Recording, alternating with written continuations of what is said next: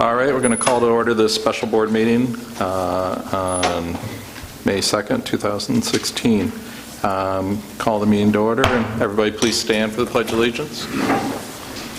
I pledge allegiance to the flag of the United States of America and to the republic for which it stands, one nation, under God, indivisible, with liberty and justice for all. Thank you.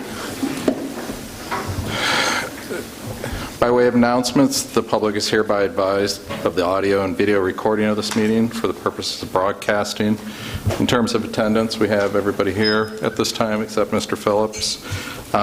Before we do public comment on the action items below, we're going to have Dr. Zerbe walk us through a budget presentation. Thank you, Mr. President. But before I begin this evening, it's important that I share that I was unable to hold the conversations with vendors to ascertain the information the board had asked regarding a recommendation on student enrollment projected vendor as per the April 27th meeting. I have a meeting planned for tomorrow morning, but unfortunately I do not have any information as requested by the board from that last meeting.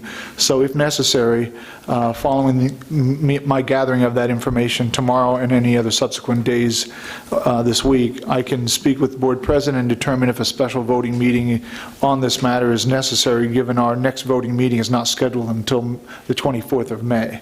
So I just wanted to make that as an announcement because I think the board had expected me to come forward with that. I wasn't able to have those conversations. Now for the agenda this evening, it is important for the board to recognize that the motions before you this evening, while they are choices to help us get a balanced budget, each has its own unique impact and is why many of these items may not be considerably favorable, but are before you as a result of the budgeting process commonly referred to as Act 1.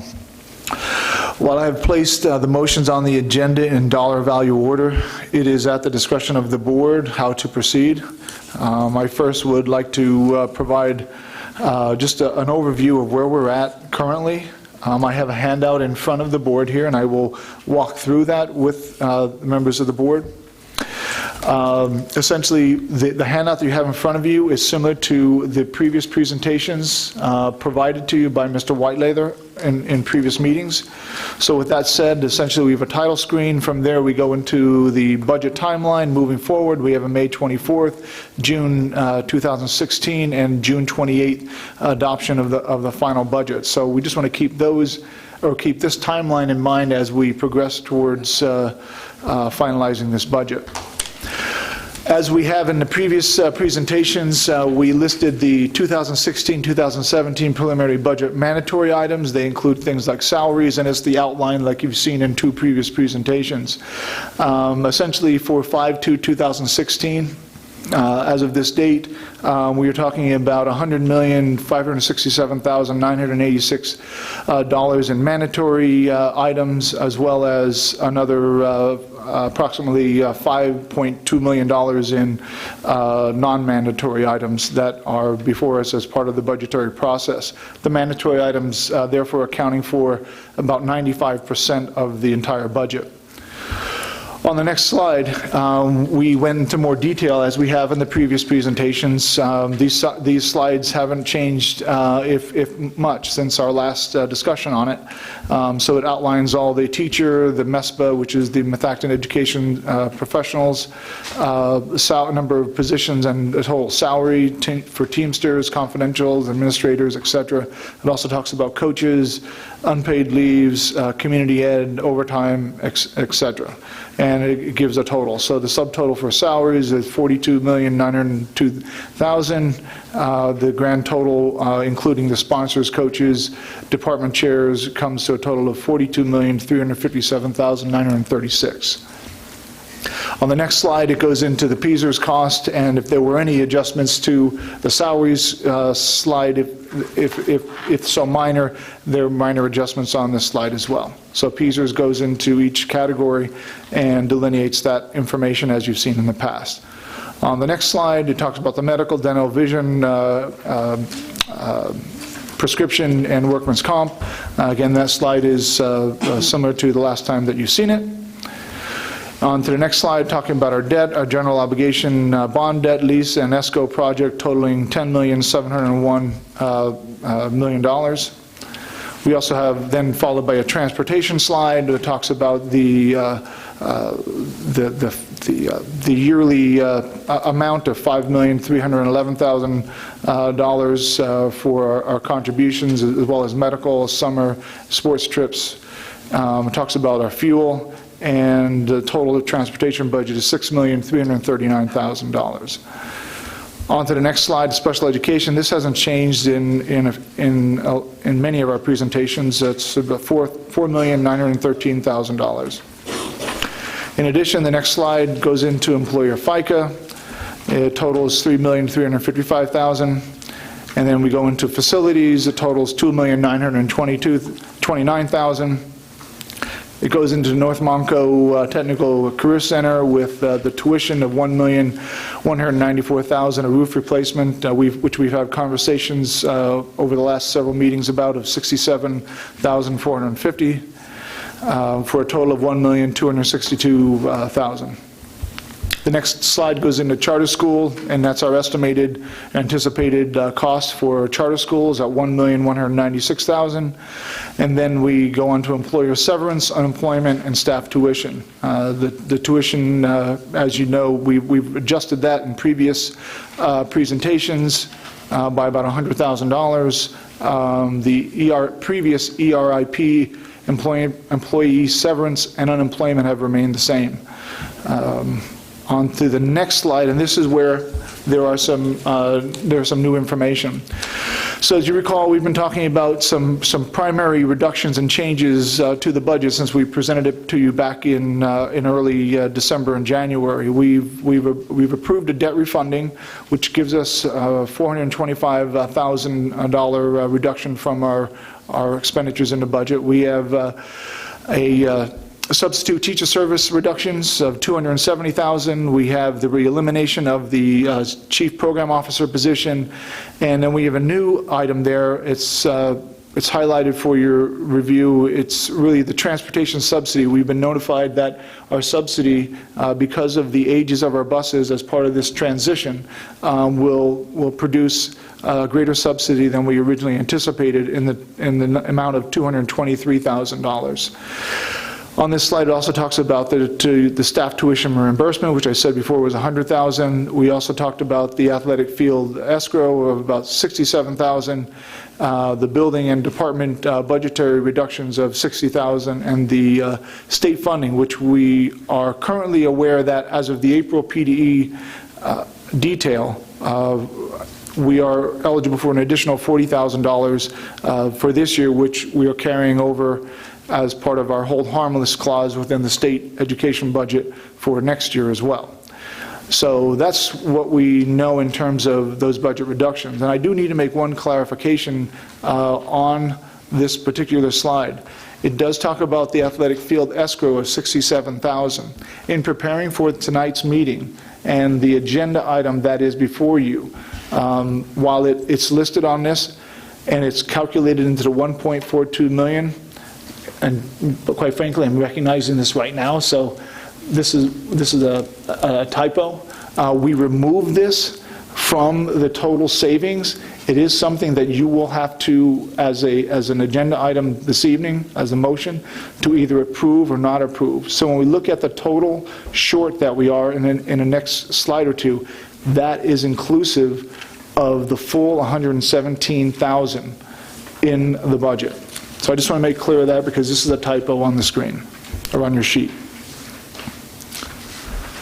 On the next slide, it talks about the 16-17 budget summary, and as of 5/2/2016, the total expenditures are at $105,784,990,000. The total revenues at $102,411,574, with a total short of $3,373,416. Just as a quick note, we were back on 3/15 with the budget short of about $3.8 million. That gives you a status of where we are today.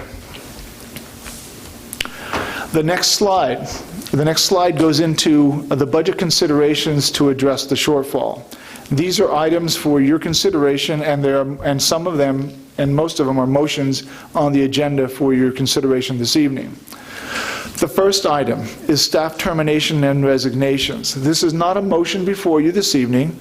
You will be asked at some point in time to act on the resignations and terminations, but it is our assumption as an administrative team that these are in the amount of $257,589, an amount that you would likely accept.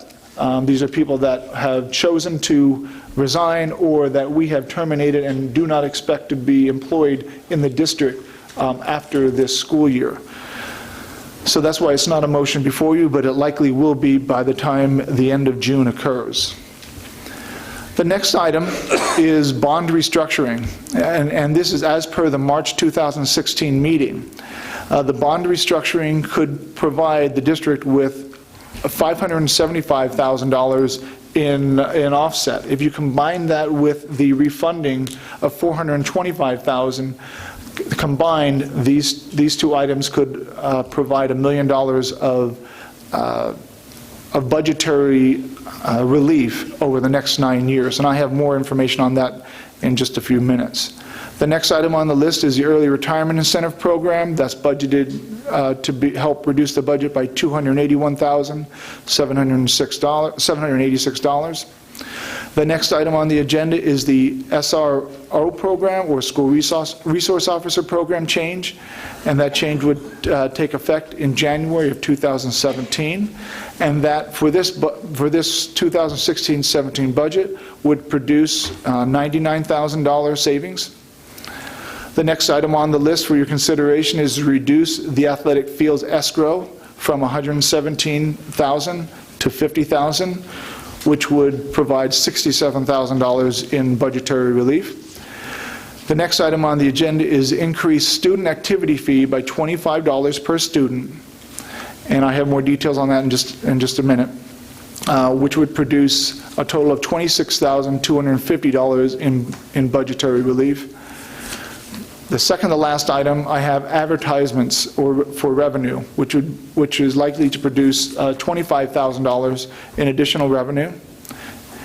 And the last item as a motion this evening will be the reduction to the elementary, Arcola, and it should say Skyview as well, budgets. So it's a total of $15,000 in budgetary reduction. There are other considerations that will be before you, not necessarily this evening. You can, as a board, you can determine if you want to bring them up, but it's the Act 1 index of a 2.4% tax increase, which could provide the ability to balance the budget with a $1,622,764 increase in revenue into the budget.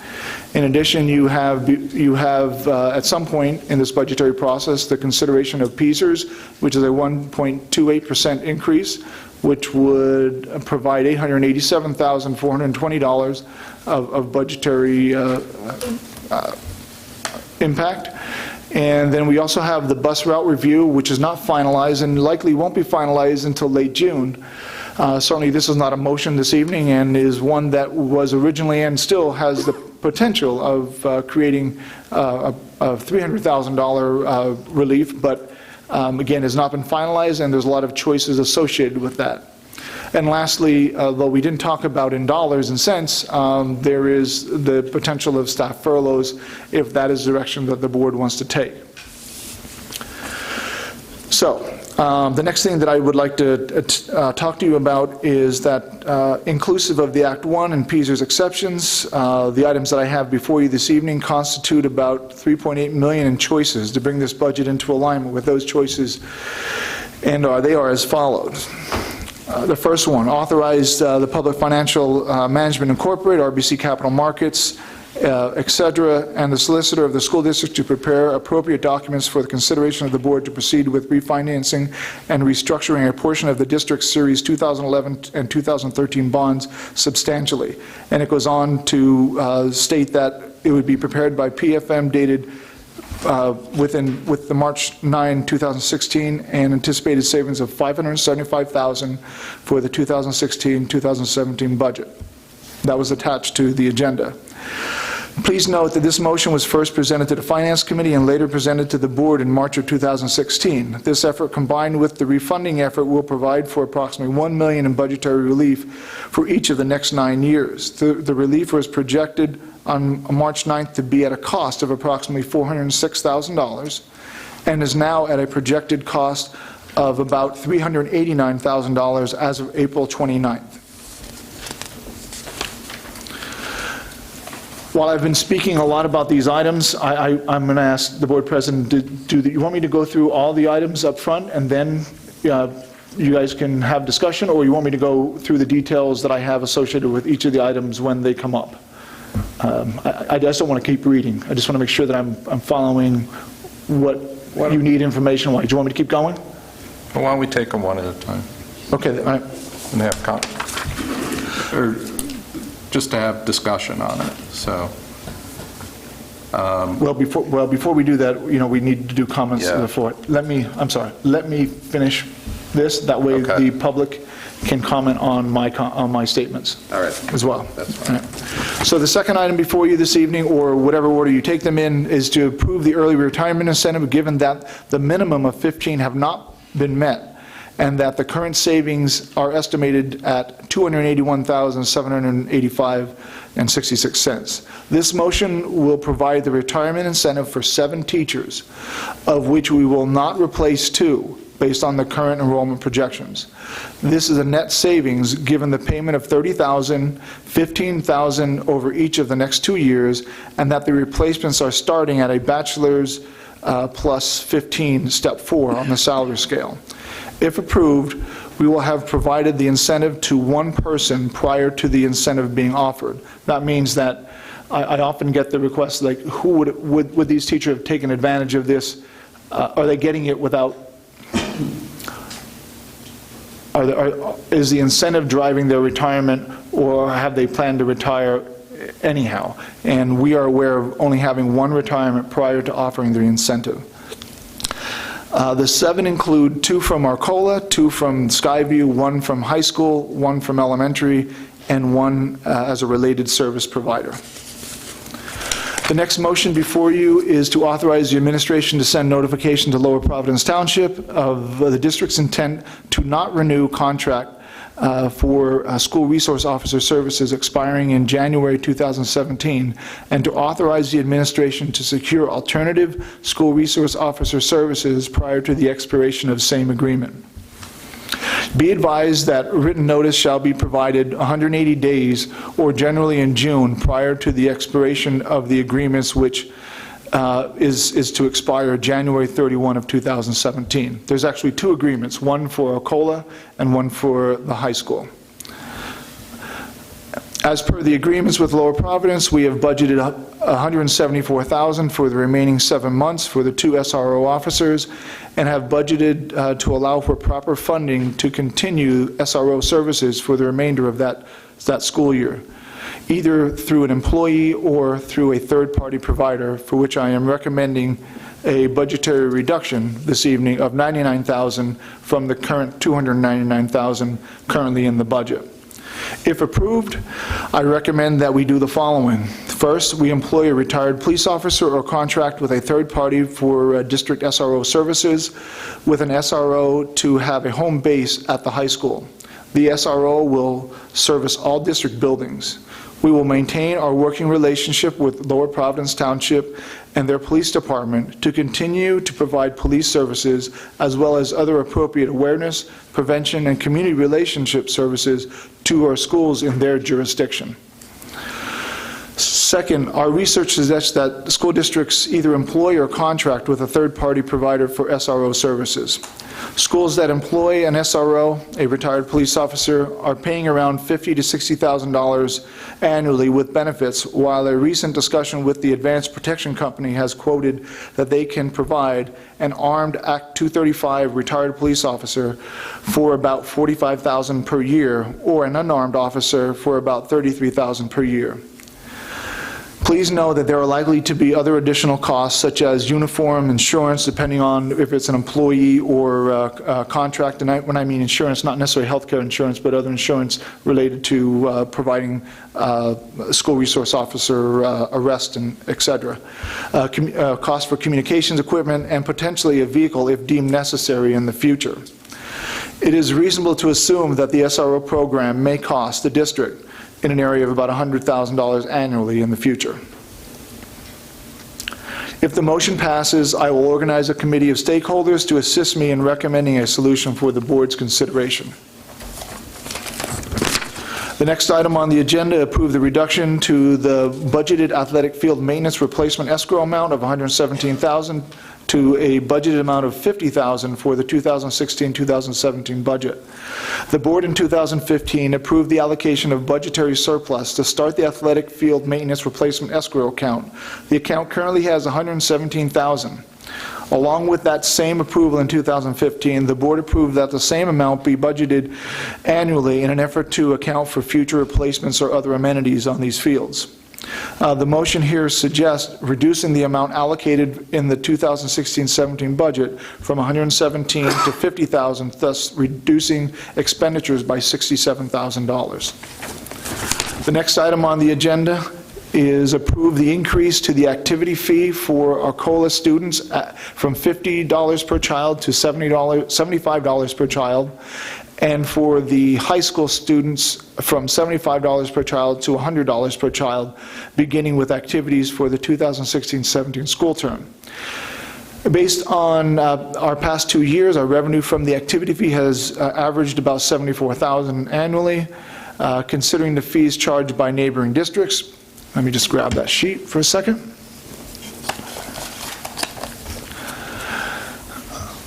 We had our athletic director do some recent surveying of districts. He's provided a report in each of the last 2 years on this, but as of within the most recent month, we know that Norristown, Owen J. Roberts, Pottsgrove, Pottstown, Phoenixville, and Upper Perkiomen currently have no participation fees.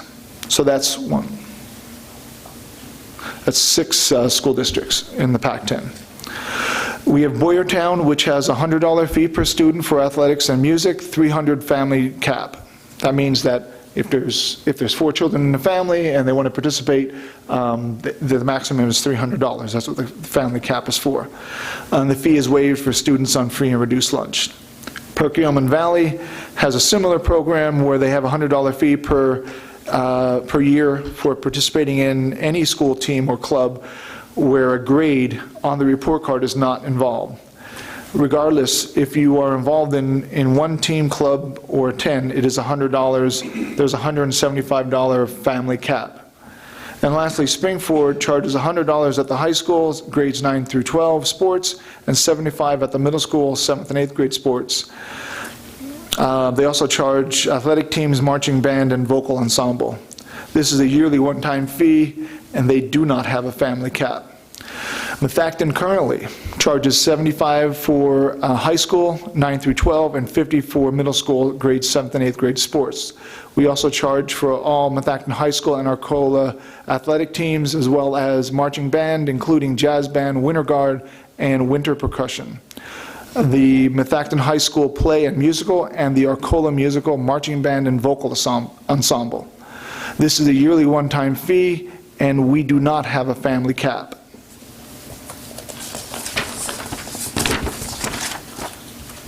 The next item on the agenda for your approval this evening is to authorize the administration to solicit and acquire advertisements as permitted under board policy, and that is board policy 913.1, commercialism in schools. For location in the gymnasiums of the district buildings for the purpose of raising a minimum of $25,000 to offset athletic activity costs for the 2016-17 budget. It is the belief of the administration that the active solicitation can reasonably produce sponsorships where a donation is provided in exchange for recognition. This motion will direct the administration to actively seek sponsorships with recognition to be placed within the gymnasiums of the district facilities. It is likely that we are able to do this in a number of ways, and we are looking for your authorization on that. And that concludes all the motions that are before you this evening. That's quite a long-winded speech. I didn't mean to do that, but I wanted to make sure that you had the information appropriate for making your decision this evening. You skipped number 6, maybe you didn't have any information on it, the reduction of building. You are correct. Let me read that one, please. Thank you. The sixth one is actually approve the reduction of $15,000 to building supply budgets with $1,000 per elementary, $2,500 each for Skyview and Arcola, and $5,000 for the high school. This will require each building principal to adjust their request accordingly. The current budget, meaning in the 2016-17 budget, Worcester is currently budgeted at $74,997. Arrowhead at $66,269.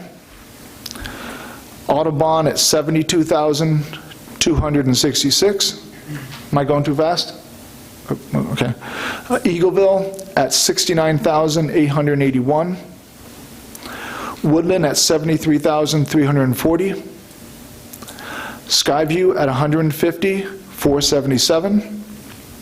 Arcola at $182,777, and the high school at $343,542, for a total of $1,033,549. That is, those are the allocations per building and total of the supply budget, for which we're recommending the motion here this evening to reduce that overall cost by the amounts delineated by $15,000 total. That should then conclude the full report. Okay. Thank you, Dr. Serby. Before we open it up to public comment, just for a record, Mr. Phillips did join us, so we do have all the board members here and present. Anybody have public comment on the action items?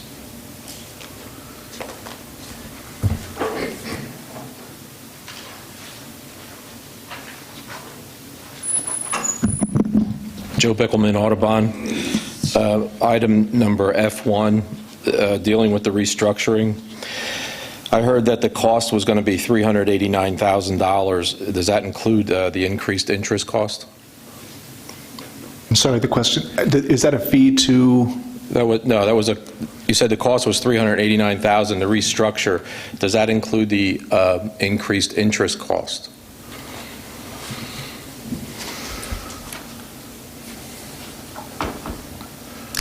I can't answer that at this moment.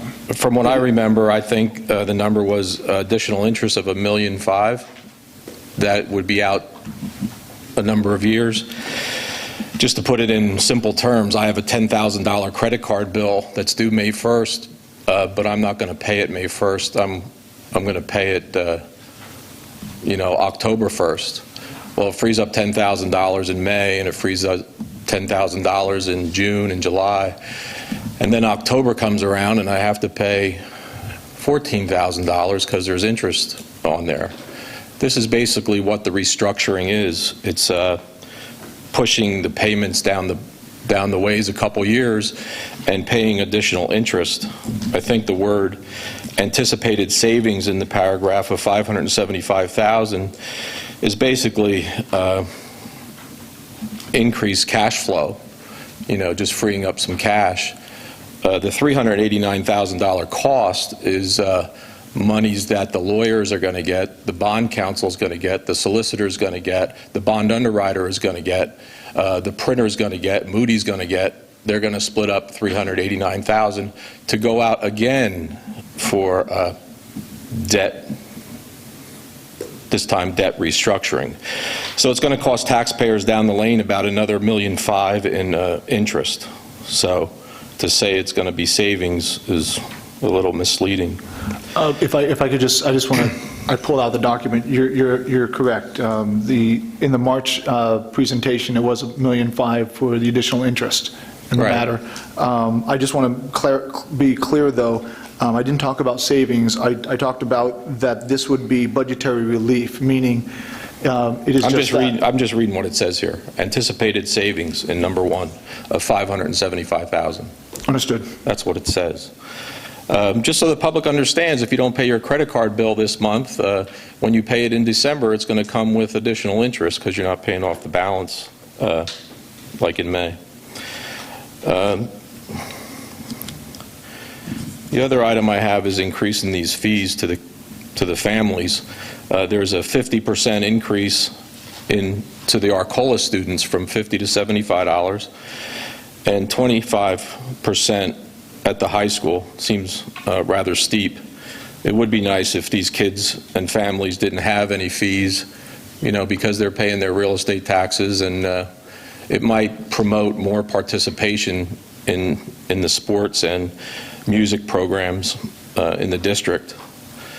I think the ERIP program, I've been here 2 years now, and it seems like every year we have an ERIP program. I would just let these employees of the district find their way to retirement in a more natural fashion, so that you don't have to lock yourself into paying out these two $15,000 payments, $30,000 for each ERIP person taking advantage of the program. Just let it run its course and not offer this carrot every year, because I think people will retire anyway. The advertising, my opinion, I just don't like it for the amount of money that it generates. I think it cheapens the look of the buildings and the gymnasium. I think that the public is subject to so much advertising in their daily lives that they can't even get a respite in the high school gym away from advertising. And it's only $25,000 that you would generate. So I just think it cheapens the looks of the public buildings. Thank you. Thank you. Anybody else?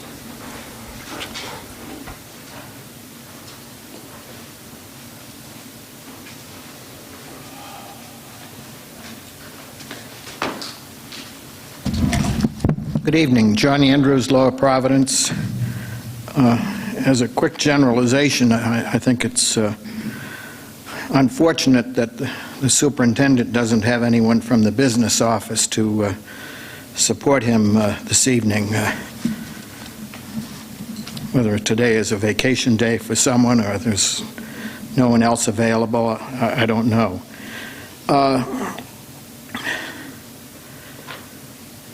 So if we were to have a 0% tax increase, the way I think Dr. Zerbe said, that we'd have to find $3.8 million of savings somewhere else. That being said, and I have the same feelings as Mr. Bickelman and a prior board relative to debt extensions. So I think that if we were to go with the index of 2.4% and not do the bond refi, the index would give us $1.6 million, and then we'd be looking for $2.2 million in other cuts. And the 7 items that Dr. Zerbe a few minutes ago identified total up to $1.1 million. So I recommend that another $1 million or so come from staff cuts. I think that would be something on the order of 12 to 14 teachers, but there may be staff cuts in other areas as well. And relative to staff cuts at the high school, you've heard me before on that subject. This fall, again, there's a predicted reduction in high school enrollment of 39. So we have enrollment cut of roughly 200 students over half a dozen years when the high school staff has been held constant. And I think better scheduling, as I found out, would have helped out in the 11-12 year. It would help out in every year. And, I think relative to that, it just makes sense that the master schedule for the high school, we ought to know where it is today, and in terms of all the required courses, are they coming in at 18 students per class average when they could be 25 per class? Things like that where... Excuse me, can you please finish up? Yes. Thank you. Yes. I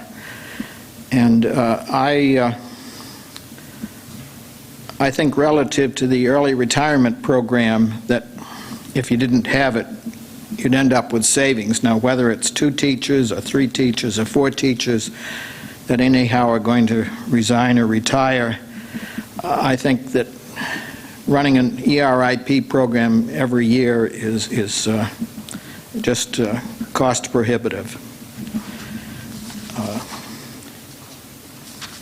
Thank you. Thank you.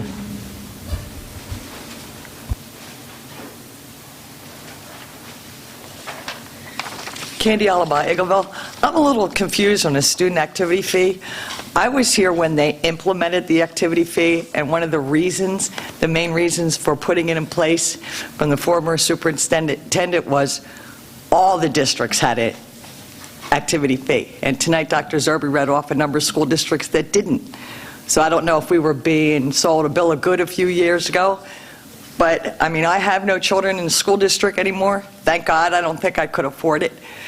But if we're getting a tax increase, and the parents that are getting this tax increase are also going to have to pay if their children want to participate in any activity, up to, in high school, $100, they're going to have to pay to have a Chromebook, they're going to have to pay their taxes. I see what's going to be hurt is your music programs and your sports programs. And it's defeating the purpose. Less children is less activity fee coming in. So you can't keep raising it to make up for the difference. The people whose children love to play sports will find a way to pay for it. But this would be a deterrent for people who are counting their pennies, because apparently the only thing that isn't going up in the school district is people's salaries. And I think you have to look long and hard at this. And another thing about the activity fee, when it was put in place, it was put in place with the understanding that it would be revisited every school year and voted upon. This is the first time the activity fee has been mentioned since it was implemented. I don't remember what year, but it was not voted on every year. And that was one of the conditions when it was put in place. And it was kind of ignored. I think this is something you really need to look at. And I think at this point, you need to get feedback from the parents and the students and see how they feel about this. Because this could hurt a lot of people and keep a lot of kids from playing music. We have a fabulous marching band. We've had for years a fabulous marching band. But this might stop them because most kids buy their own instruments. My son did. Fortunately, he was in orchestra, which was a lettered grade. He got credit for it, so it didn't cost us anything. But a lot of parents pay for their own instruments. The instruments aren't cheap. So I would, before you step any further, get some feedback from your parents and your students. This is where their opinion is important on this before you make a move. Thank you. Anybody else?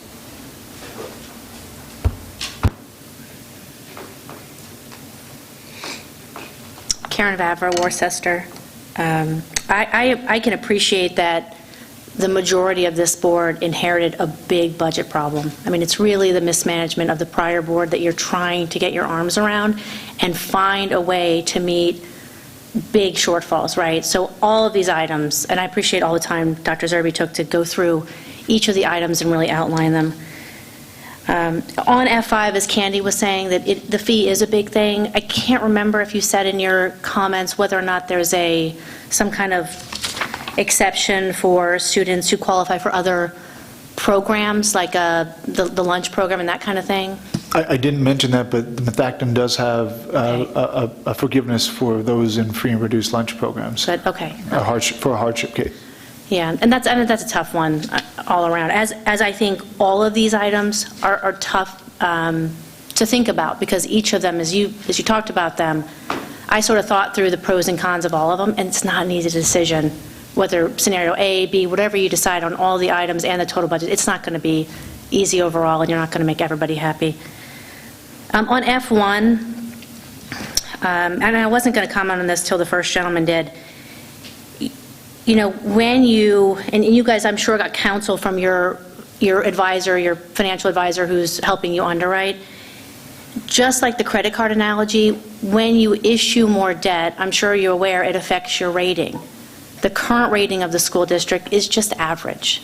You know, it's just an average rating. If we continue to issue debt, just like as your credit card debt goes up, your credit score goes down, right? So at an already average rating, I would caution you to watch how much debt we're issuing, how we're structuring it, because it really is, as someone else mentioned, kicking the can. It provides real benefit now to a budget that's suffering and really needs some help.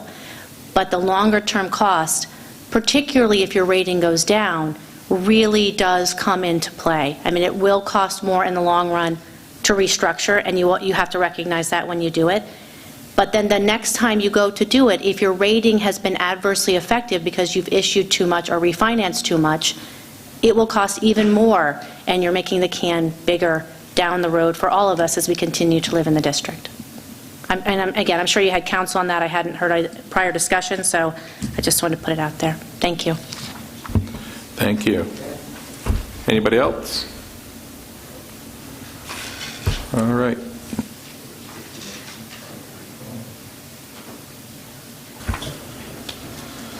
Can I have a motion on F1 for the authorization?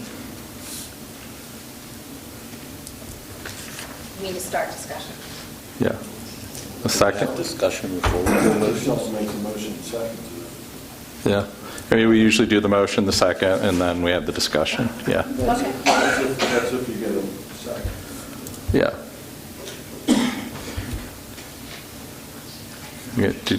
Do we have a second? So that fails. Okay. The motion fails. So the motion fails for a lot. What were we making a motion? The motion wasn't seconded, so it's not before the board. The board hasn't passed on it or denied it. You could bring it up at a subsequent time or not, but right now the board's taken no action. I mean, the point of tonight is to go through these different items and either say, yeah, let's do it, or let's vote it down to get it off the table. So I think if we try to approach it that way. So we got a second. Okay. Any discussion?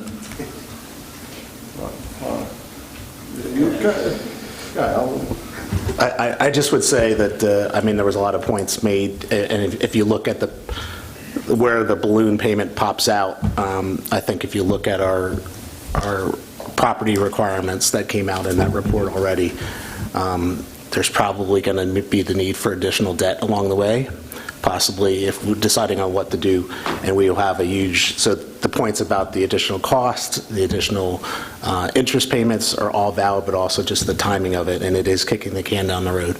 So from a perspective of the choices that are in front of us here, it's the least favorable on my part, so I would vote against it. Any other comment? Jim? Basically the $400,000 that we had to pay in fees, would that be wrapped into the loan, and that, is it 1.5 at the end that would cost us, or is it really 1.9 considering we put the fees in there also? So I mean, it's almost $2 million to... Yeah, it would be the fees of $389,000 that I mentioned, plus the interest of the $1.5 million. Any other questions, comments? Mike? Yeah, I'd just like to say that I agree with the comments that were made from the public as well as Paul, that this is exactly what, the public's kind of saw coming last year, and, what we're talking about now is it's another decision that could be made to just, kick the can further down the road. Generally, you would do this in terms of trying to keep a level debt, payment going forward. Around the $9.5 million tends to be our benchmark that's now become. And we'll have that, if you were to vote this motion through, basically for the next 10 to 11 years. That is a huge amount of money going forward, and we're going to be talking about the possibility with the feasibility study of having to issue possibly more debt, and depending on what we do with the school consolidation. So I would just say that I would also vote against this. Anybody else want to comment? Okay.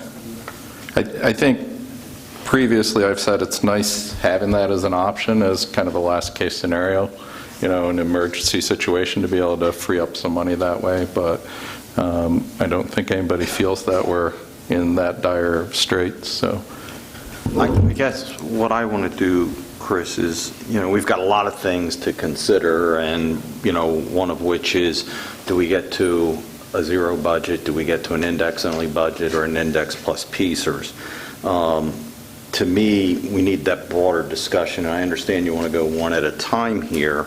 I'm not necessarily in favor of more debt, but I think to take it off the table completely until we decide what direction we're going to go in, and I'm not sure by making this motion and then voting on it, does that mean we can't revisit it at a later time as we look at the overall balancing of the budget? That's the only thing I want to make sure, because I think to pigeonhole ourselves now with that takes it completely off the table until we're finished, the entire budget conversation might not make sense. So I just want to make sure I understand that by voting and a motion, are we just taking it off for now and we can revisit it, or does that take it out of play, through the budget season? It does not take it out of play. As long as you don't run into time limitations with respect to the things that you have to do, it does not take it out of play. Whatever you do tonight by motion, you can undo it at a subsequent meeting by motion. Okay, but I guess we only have one other, so we'd have to put it back in the May meeting if we so desire to use that as a mechanism for whatever funding. Yeah, you may have constraints with respect to the borrowing and the advertisements and the like that have to be done to be accomplished by a given date. And you would have to authorize by a given date in order to meet those. Now, whether that's tonight or that's some future date, I don't know, but the mere fact that you would vote no tonight does not mean that you couldn't revisit it at a subsequent time, so long as all those deadlines were still met. Got it.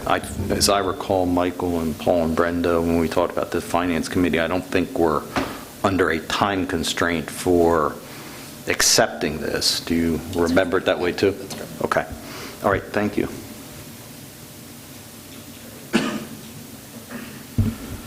all right, any more comment? Well, let's vote on it. All those in favor? Wait, we're voting on Authorizing moving it for now or authorizing it. Okay. So this is to authorize to do it. Okay. Anybody in favor? All those against? Okay, it's unanimous.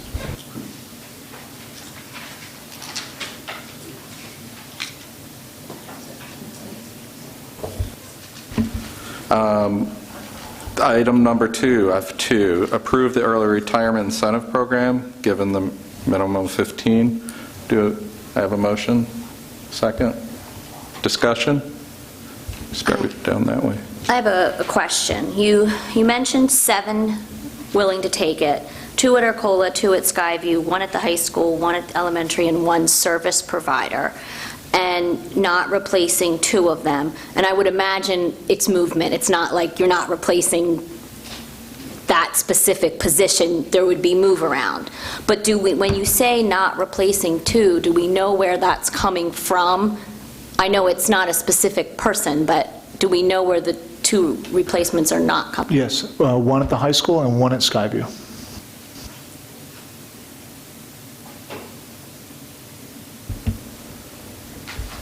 Any other questions?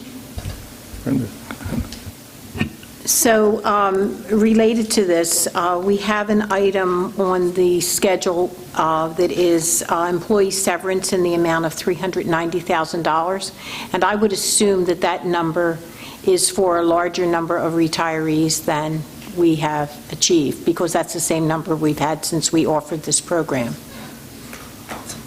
That number you're referring to is for all past severance agreements. Okay, It has nothing to do with the current agreement in front of you. okay. Will there be any severance in connection with this? Yeah, well, there was a $30,000 incentive, 15 in each of the next 2 years. And that is taken into account in calculating this? That is calculated, so the number of 281,785.66 is the actual calculated net savings after all of the replacements are added in at bachelor's plus 15, step 4 on the salary scale, and that the $15,000 in each of the next 2 years is paid out to each of the 7 retirees. Thank you. And this, that was actually another question I had. When you say bachelor, is that just an average? It doesn't mean necessarily...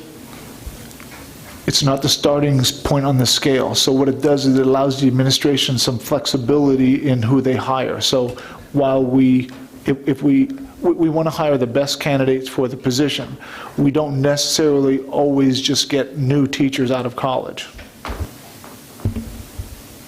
Any other questions? Scott? Yeah, just one thing. I can't remember, it might have been Joe or that said it, but, you know, it seems like we have used this several times, and, you know, I'm not, who knows what next year's budget will bring, but I do think we need to sunset this for a couple of years and let natural attrition take its place.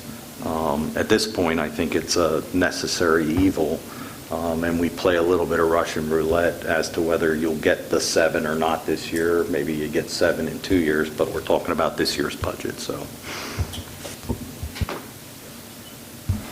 Yeah, and I agree with Scott, and I think we even talked about that at one of the Finance Committee meetings, and I think that was Dr. Zerbe's recommendation as well, that, if I'm correct, that you had also offered to, you know, that this is on the table for this year, but you would recommend, you know, not offering this on a continual year-in, year-end basis. To be fair with everybody, we've said that in the last 2 years as well, and we've offered it again. I just want to be fair with you, because it's exactly what we did, and we had intent not to do it again this year, but I can tell you that while we could leave it open to just the natural process, you know, there is one person that was on the retirement list that's on this list now prior to us opening the incentive. And while I haven't spoken to each one of the 7 individuals, I have to 2 of them, and I know that they would rescind, or they would still work here. And one of them is one of the positions that we would not be replacing. So that's not necessarily the case in every year, and it's not necessarily that we would have this type of savings in every year, especially with this low number of people taking advantage of these. But I do agree with you that we need to think long and hard about continuing to do this. Yeah, I just, hopefully we do not have to do this next year, or choose to do this next year, but at the same time, I'm glad that we're bringing it back, because we requested 15, we didn't get 15, now we're making the independent choice to accept 7. So I'm glad we're doing it from this process and not have just a blanket number, accept any quantity, for example. Just one last question. Is the deadline for accepting it over, or is that open still? The deadline is passed. It is passed. Yes. And what would happen if somebody came and asked it? My guess is... We would recommend that we accept their retirement. I would think so. That's I all. just wanted to make sure that it doesn't shut the door if somebody light bulb goes out. Certainly, that's the determination of the board. I mean, we would certainly not deny them and give the board the opportunity to consider that in all aspects. But for the general program, it will be communicated, if you approve it this evening, that those that have applied are those that are eligible. Any other? Yeah, just one more thing. I think I remember one of the first times we offered this when I was on the board, we had like 29 people take advantage of it, or something like that. I don't remember, Jim, I don't know if you remember or not. But if you keep offering the program, it loses its effectiveness. And, that's why I was worried about this time, too. In fact, I talked to Bob Harney about it off to the side one time, and I said, do you really think we're going to get to 15? He's like, it's hard to say. And I said, well, we've had it past a couple of years, so anyway, yeah, I definitely think that if you were to get another one or two, then you should definitely do it, but then that'd probably be it for this program for a little bit. All right, thank you. Any other comment? Okay, all those in favor? Everybody 9, okay, passes 9-0. On to item number 3. I'm going to start down at this end of the table this time. Any comment? Or can I have a motion first? Sorry. Second? Okay, let's start with a comment down at this end of the table. Okay. This one's a tough one because I really believe the program is a good one. The problem with it is, just like any program that started with grants and things like that, that grant money is not sustained, and it comes out of your budgets. The thing that really disappoints me is the lack of participation from the townships. And the fact that they refuse to even entertain the ideas of chipping in on this program when it clearly benefits every resident that sends children to the school district. I mean, the stats don't lie. You can go look them up. I just worry, though, that if we cut this program out, if we will be able to keep those stats in the same frame that we have now, how successful it's been, about bringing in our own retired police officer, or if you rent a cop, whatever you decide to do, how that person will interact with the kids and build the relationships that's happened over the past years. Nevertheless, things like this are what falls with the axe on the budgets, and it's unfortunate that we have to talk like that, but it's what happens. But again, I am expressing my deep disappointment in the two townships and not coming up and stepping up to the plate with this, especially when I know some of them, there is some money in there that could be put towards this. Thank you. Just real quick, Dr. Zerbe, with Arcola not having an SRO first full-time, I realize that they're servicing the entire, whatever this replacement is. Do you see any downsides, or what are the benefits for having the Arcola full-time, more or less full-time SRO? Well, the challenge for us is less of a challenge if we wouldn't have an SRO at the high school. However, the primary purpose for having the resource officer at the station at Arcola is simply to help provide some additional, prevention services and support the administration in events that may occur. I think that as part of my recommendation, I suggested that we bring together a committee of stakeholders to offer a recommendation. I think that in the absence of a future SRO officer stationed at Arcola, that while we will maintain our relationship in terms of working with Lower Providence from time to time with prevention matters, we may need to seek other avenues to bring prevention-type programs into the district through other providers that come in on an as-needed basis. So I think there's other ways to address that concern in a more economical manner that we can have a little bit more control over. Certainly, there's no question that the effort that our SRO program, both at Arcola and high school, has been superb, and we would love to continue that relationship with them indefinitely.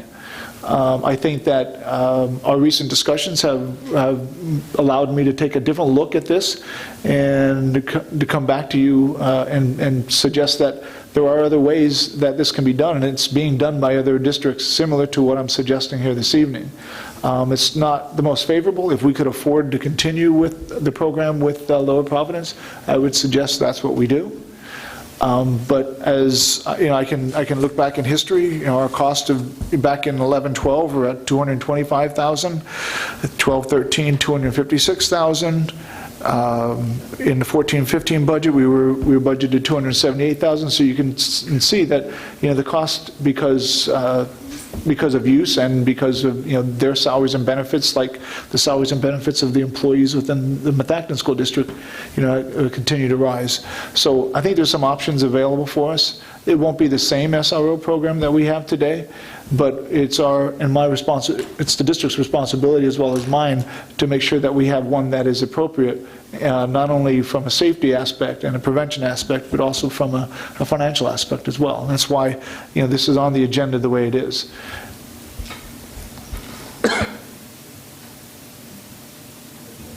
I agree with what Herb is saying about that it is a disappointment that the area townships won't contribute to this program, considering the benefit that there seems to be. My question is, do we have any statistics? I know that nationally you can find all sorts of information and statistics about the benefits of an SRO program, but what sort of statistics do we have in-house for what changes we've seen since implementing the program? Do we have statistics on the number of incidents that, you know, that show incidents have gone down, and improvement in any quantifiable measures? I believe surely within the last year that Chief Carroll had been chief of Lower Providence, he presented it before the board and gave those statistics. I don't have them before me, but generally speaking, it did show a decline since the program's been in place in the number of discipline incidents that were reported within the high school and Arcola administration. So, I mean, it does work. It does work as a deterrent. It does work as a program to support the administration. And I think that I need to be clear. I'm not recommending we not have a program, but we change the way the program currently operates. And that's what you're voting on here this evening, basically.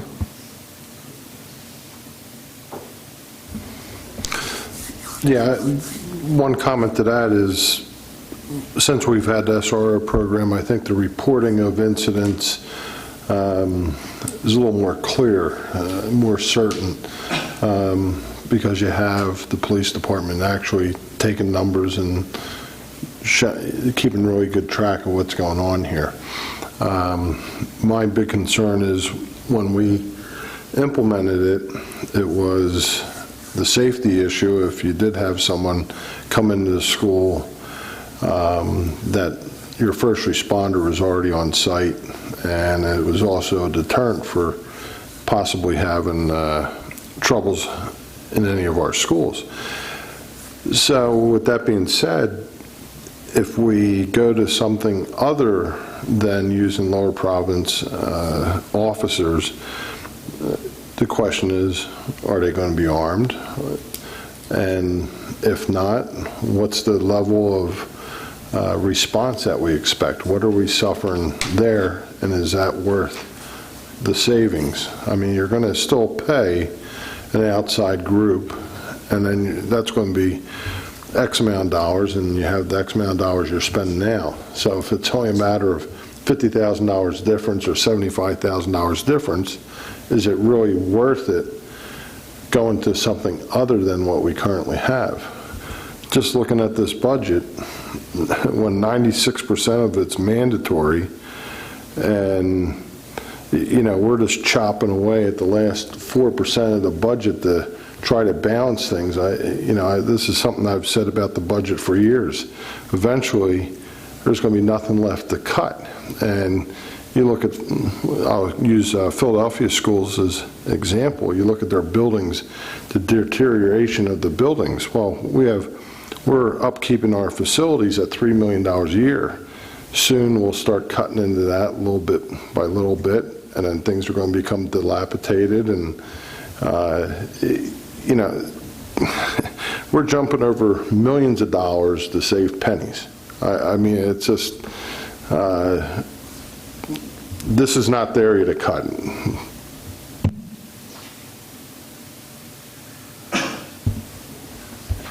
Move on down the table. Go ahead, Scott. Okay, I think I echo what several of the board members said. I'm a little disappointed in the local communities for not stepping up. Dr. Zerbe, I want to make sure that I'm correct, that if we go to an alternate staffing method for the SRO program, the officers coming in would be armed and would have all the rights of a PD, a police department, because that was granted, like, as the school district, if I recollect. Can you verify that's correct? So if we no longer use Lower Providence, the officers that we either employ or contract with will be sworn in by the courts as school police officers, and as such will have all the authority to arrest, to issue summary citations, and to detain students pending arrival of local law enforcement for violations of law or board policy which take place on the school property. With regards to your question about armed, I gave you two prices because that may be something the board needs to consider, armed or unarmed, but most importantly, I talked about other costs associated with doing this program, uniform, the visibility, and I think that was one of the things that maybe Mr. Phillips kind of was alluding to, but the visibility of that individual or individuals, whatever it may be, needs to be readily apparent. And so we're certainly not talking about rent-a-cops. And I don't mean that in a negative fashion, but those, I would assume, would be individuals you would commonly see in a mall.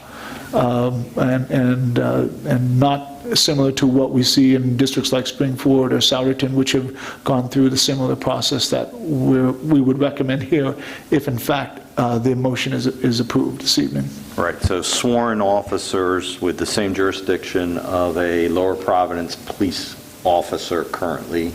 Not necessarily with the same jurisdiction. They would only have jurisdiction on district property. Same jurisdiction that that's what we're contracting for, school district property. Yeah, Lower Providence has other jurisdiction. They have the entire. Okay. Yep. Yeah, I'm trying to keep it within the envelope of the school district. So the same jurisdiction within the school district, we make a decision on armed or unarmed. And basically what they're doing, probably sort of similar to Lower Providence, is they triage the situation until additional people come as necessary. That would be the general principle behind it, yes. Okay. All right. Thank you. Oh, sorry.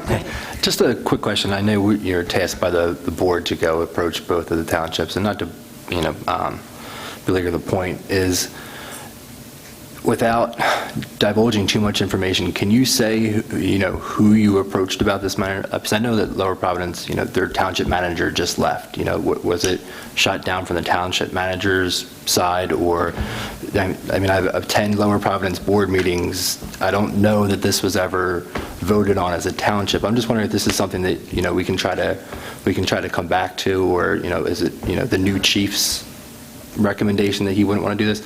And the only reason that I bring this up again is that it does surprise me, that the townships don't want to chip in money, but even more so because we pay their full salary of 2 police officers, or 1.75. So I'd be surprised that they would want this entire amount to come back on to their budget.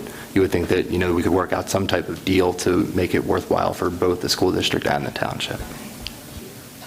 So I think it's important that the board knows that I did not go before either the Lower Providence Township Board or the Worcester Township Board and ask for them to contribute to the cost of the SRO program. So I just want to be clear to you that I haven't had those discussions or gone before them in a public meeting to suggest the matter. While I think that was inherently part of the directive or statements that were made at a previous meeting, I did not do that. So I just want to be clear that that has not been done, and unless otherwise specifically directed to do so by the board, I probably wouldn't be inclined to do that. The matter, however, I've spoken with both township managers and what we call the interim with Lower Providence at this point in time. As you mentioned, the former one has vacated his spot, and they're seeking a township manager. And we've had a lot of discussion about how we can best provide this program. And it's quite clear from all of us that while no one wants to see a change or can find reasons why the townships should, generally speaking, contribute to the operational matters of the school district. That's how, in terms, this is seen. It is understood that it is a costly program, and it is one that is before you here this evening, and they're aware that a decision like this motion is going to be voted on at some point by the district.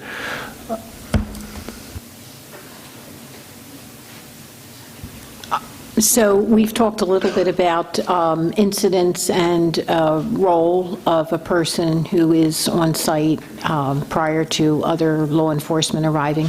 But aren't there other aspects to having the current arrangement that we have with the township? Aren't there programs that some of these two police officers have done within the schools at the request of the principals, beyond dealing with incidents? Oh, certainly, both at the high school and at Arcola. And it's even spelled out in the agreement some of the preventive programs that would take place. It should be known by the board that regardless of the motion before you, there is some substantial change occurring with the SRO program, even with Lower Providence, and even if we would stay contracted with them. So, for example, it was unfortunate for us, but fortunate for the individual. The SRO at Arcola got a promotion, which would take him out of the role of SRO ending this school year and put him in a more of a, I think he's to a lieutenant or some other rank currently than what he is. And then just within the last 2 months, the high school SRO had changed over as well. So with that said, I mean, the program itself is kind of going through some personnel changes, and it's going through likely be programmatic changes, because let's face it, the individuals play a great deal in what they can bring to the table. While they all are appropriately trained to be law enforcement officers by the township, they come with other skills and abilities and personalities that can contribute in different ways. So right now we don't know, other than just assuming that they can contribute the same ways the former people have. So the program is under a process of change, and so in having this motion before you, it seems rather timely that, based on the contract and based on the changes, that this would be the best time to consider a potential change altogether, if that is what the desire is by the board. But would it be our intention to encourage or plan that new people who would be responsible to us or another outside agency would do the same kinds of things that the current police officers are doing? It can be, and what I would suggest there is, the committee might. There's a lot of options available to us, and the committee might come back to us and say, your best option could be an employee, and that employee would be a 12-month employee.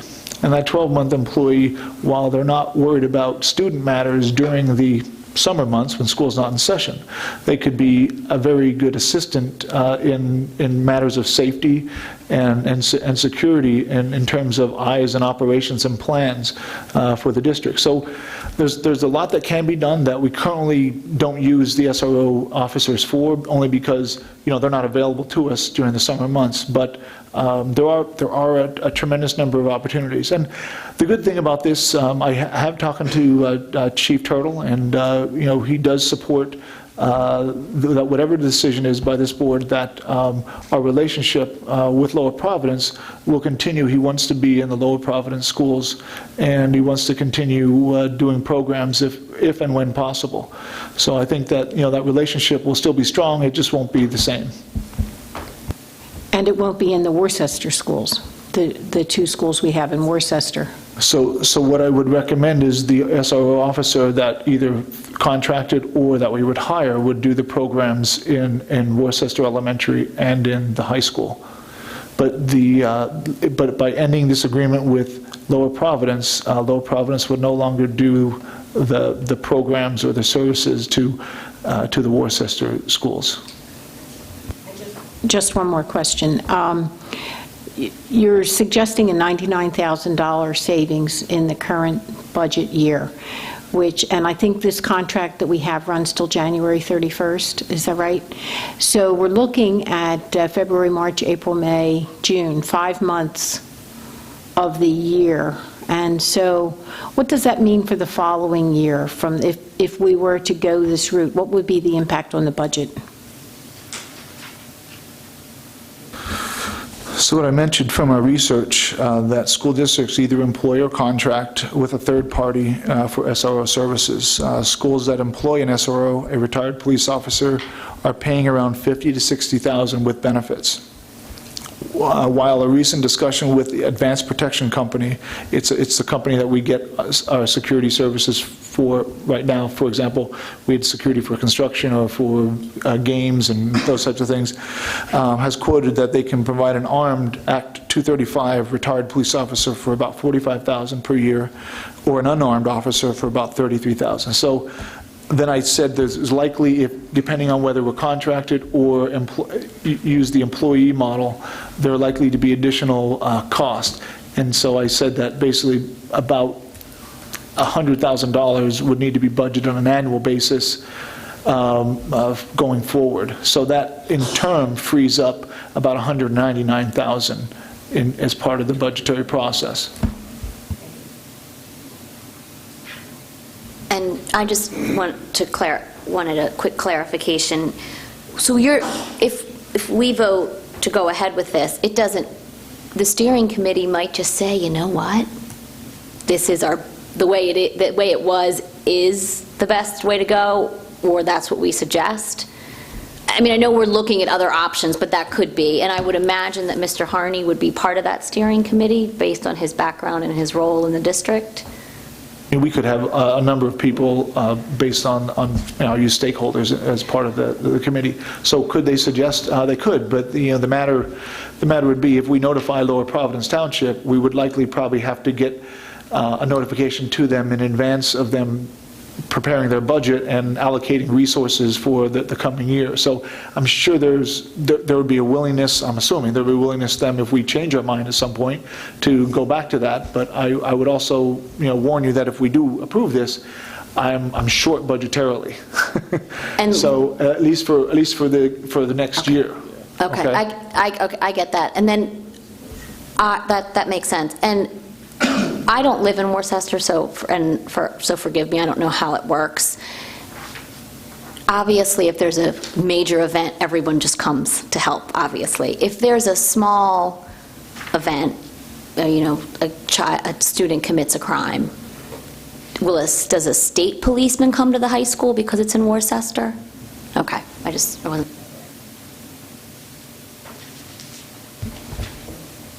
All right. Go on. Yeah, state police officer does show up. As far as how quick, that's to be determined. But I would like to table this and make a motion for Dave to go to both Worcester and Lower Providence board meetings, ask the township managers to put it on their agenda so Dave could go and ask them formally to split it between the two townships before we make a decision to cut this program or to modify it or to go to outside sourcing. I just like the fact that it's a professional police department that's supplying our officers, knowing that they're up on their training, And just on a liability aspect for us, that we have the best possible level of service. Can I address, can we, and maybe we can't we vote and then still go to the townships? I mean, I would, and that's exactly, you bring up a good point, that's exactly what I would do, keep going back. Yeah, the point of this is, there's been many items there's been many items hanging out there that have impact for the budget. So we're trying to go through those and come to some level of agreement on where we are going to be comfortable with adjusting budget numbers to try to get to a budget number, whether that's, the 2.4% or higher, but let's start working towards getting these things done. So I think, the idea of having additional discussions with the townships might have some value. There have been discussions with the managers at the townships, and we've absorbed their feedback already. And also Dave's done work around looking at what other school districts are currently doing, and it's not, based on the research he's done, it's not putting us behind the game relative to other school districts in our similar demographics or situation. So, let's go ahead with the vote the way it is and see where we land on this. So, to authorize to send the notification to the Lower Providence. All those in favor? Those against? 2. Okay, so it passes 7-2. Thank you. All right, let's move on to item number 4, approve the reduction in the budget athletic fields.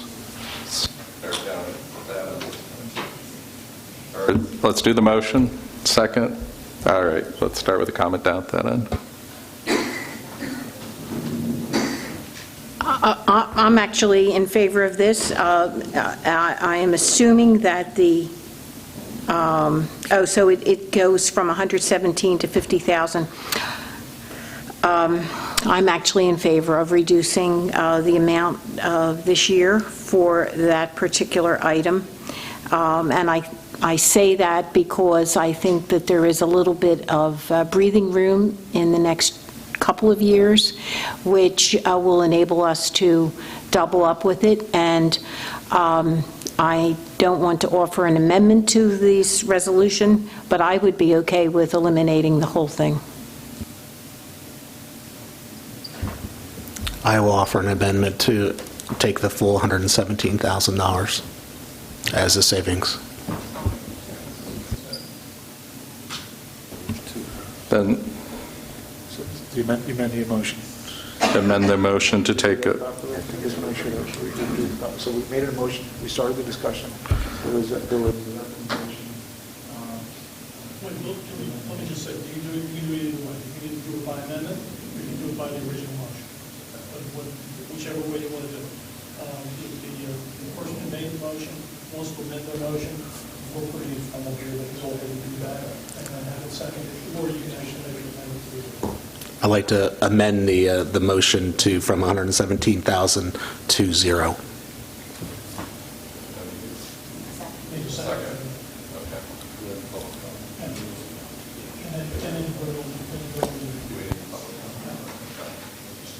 Should finish discussion. All right, let's finish discussion with that amendment to it, to bring it down to 0. Any? Yeah, I would just concur. I think taking the whole amount this year and then looking at, additional sources of revenue and/or any windfalls that perhaps come in the subsequent years, and then make a catch-up payment if we need to, makes all the sense in the world. We know we're at the early end of the field wear and tear, so it shouldn't really have a major impact at this point in time. It's a, Dave, 20-year warranty on the field, 15-year? 10? Okay.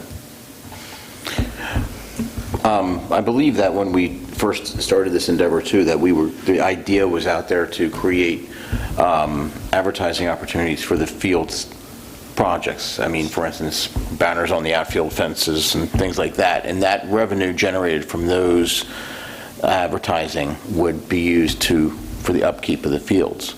The question I have on the amendment is that the removal of the $117,000, that applies to this year's budget only, correct? Or going forward? Because we had established that it would be $117,000 per year put in the escrow. So are we just going to yank it for this year? Okay. We're voting on this year. That's how it says for 2016-17 budget. Any other comments? Okay. Let's vote. All those in favor? Okay. Okay, so your amendment passed, now it's time to vote on the main motion. Oh, on the reduction? Yeah. Okay. Then on the original item to reduce the budget for the 2016 year to $50,000. Everybody would vote. No. Sorry. You've amended it to make it at 50-0. Okay, so now you're going to vote on the motion. Oh, okay. Sorry. You amended the motion, now you're voting on the main motion. Now I'm clear. So we all voted to amend the motion to bring the budgeted amount for this coming budget year down to 0. Now, on the main motion to approve the reduction in the budget for the athletic field maintenance down to 0. All those in favor? Okay. Thanks for catching me up, Frank. Next one, item number 5, approve the increase of the activity fee as stated for the upcoming budget year. Do I have a motion? Do I have a second? Okay. We have a second. So let's start the conversation down here at the center. No. I love your briefness. Thank you. That means no. I've been against the activity fee since it started, so. I appreciate it as a comment. Okay. I did find it interesting that Mrs. Allenbach mentioned that this is something that should be up for review at every year anyway. So from a perspective of increasing it, I'm not in favor, but I would also, at this particular point in time, think we have to maintain it. But it may be something that we look at if there's a possibility, if we do find a way to reduce it. If you look at our strategic plan, it's sort of counterintuitive of the amount of increase that we're trying to, one of the goals is to increase 50-75% are defined as a strategic plan, and this is sort of counterintuitive to that.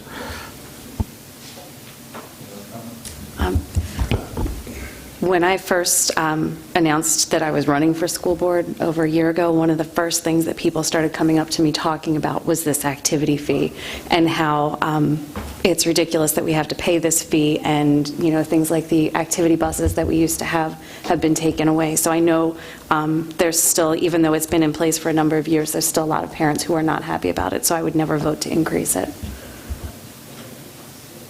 Yeah, when this first came around, Dr. Quinn rushed it through, and I wanted to at least table it. They wouldn't table it. It wasn't ready to go on the floor. Voted against it. I'll vote against it tonight. Being out of the floor, I wish we grouped line item number 6 in here with the reduction of supplies, because quite frankly, both of these I'll be voting no to. Directly affects the kids, the parents, and it's not really helping out whether we're going to be able to balance a budget or not.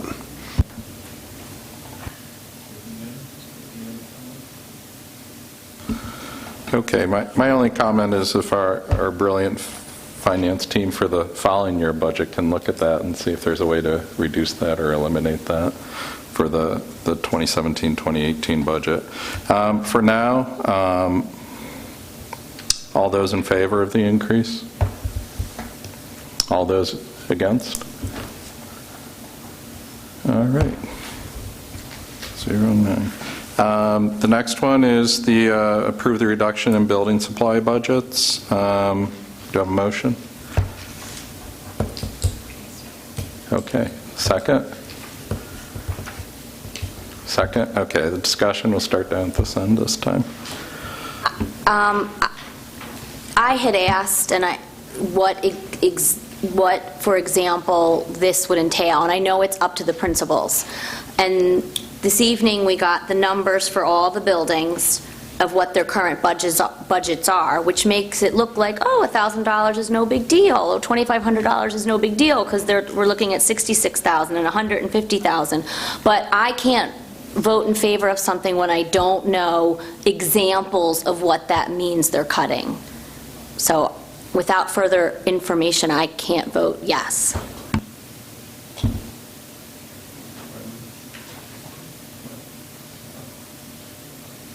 I mean, for me, it's fairly de minimis from a percentage perspective. I don't know if 15,000 becomes a rounding error on this budget, probably is, but you have to balance it at the end of the day.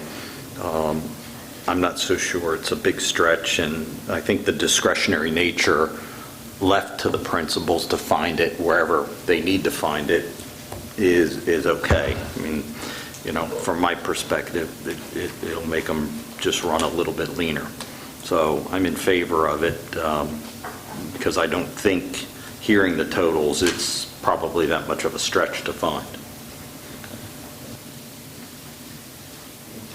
Yeah, I'll take a whack anyway. We're looking at a $101 million plus budget, and we're worried about 15 grand that, supplies to the kids.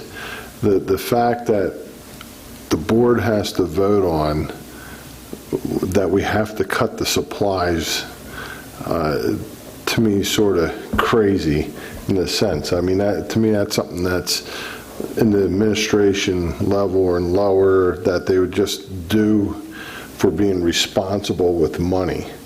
That it wouldn't have to be a board decision to say, you guys have to cut $15,000 out of our line item. And when you go back to this 96% of the budget here, and it increases every year, and then when you negotiate contracts and it increases in the contracts, and then here we are balancing the budget on the kids. Whether they bring an activity fee, they have to bring their own napkins, pencils, or paper. It's just, to me, it's just ludicrous on a $101 million budget. 15 grand we're worried about?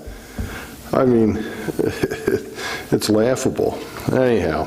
I'd just like to make a comment if I could. I just want to make sure that the board understands why this item is before you as a motion. I've said on numerous occasions that it's not my recommendation to cut the budget at the supply level at the buildings. We've done that for each of the last 3 years and possibly even subsequent to my arrival.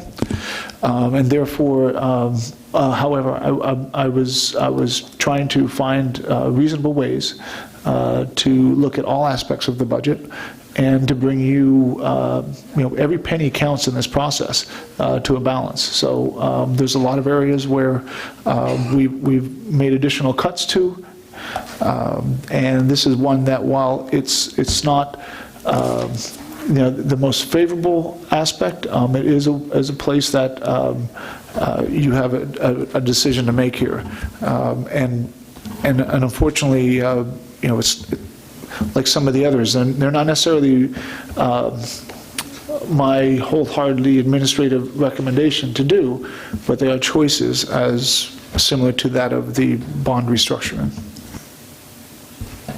To piggyback off of what Jim was saying, that, in a $101 million budget, we're quibbling over $15,000, which is a drop in the bucket.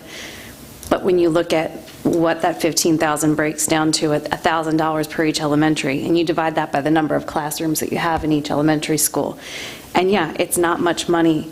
So the person that's going to absorb that, because, maybe it's only $50 or $100 per teacher per classroom, it's the teachers who will end up absorbing this because they'll pay out of their own pocket for the supplies, or they'll ask the parents to send in for these supplies. And so we're hurting the people who frankly can't afford to be hurt anymore by this process. And, we're going to end up hurting morale, we're hurting our relationship with the community, and for what? For $15,000 in our budget, and I can't vote in favor of that.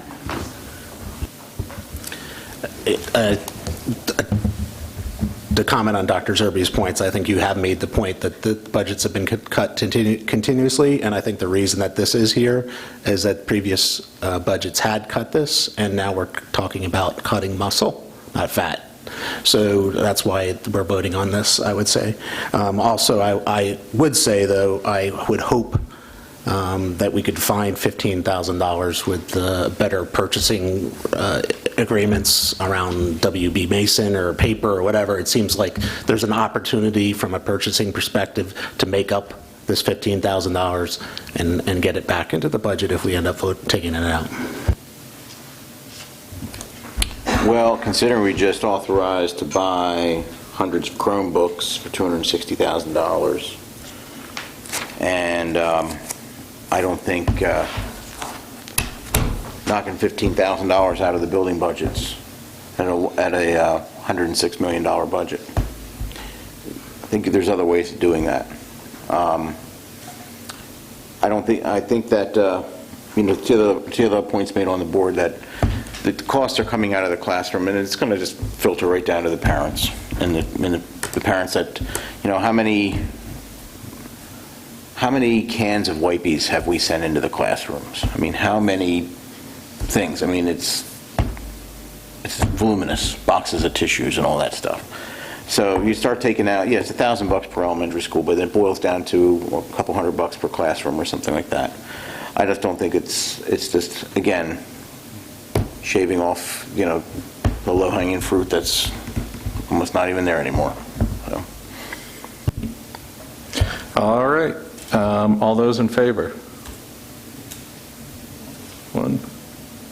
All those against? 1, 2, 8. All right, that wraps us up for the board action items.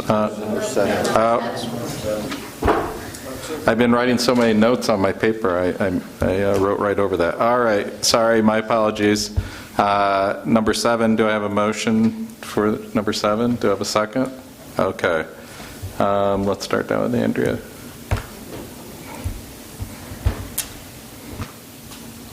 I've been through the wars, I guess, with advertising in classrooms in a variety of places when they first put TVs in. My kids were in school, so you know how long ago that was. And on the one hand, it seems that it's not appropriate. Did you hear that? I said, what's a TV?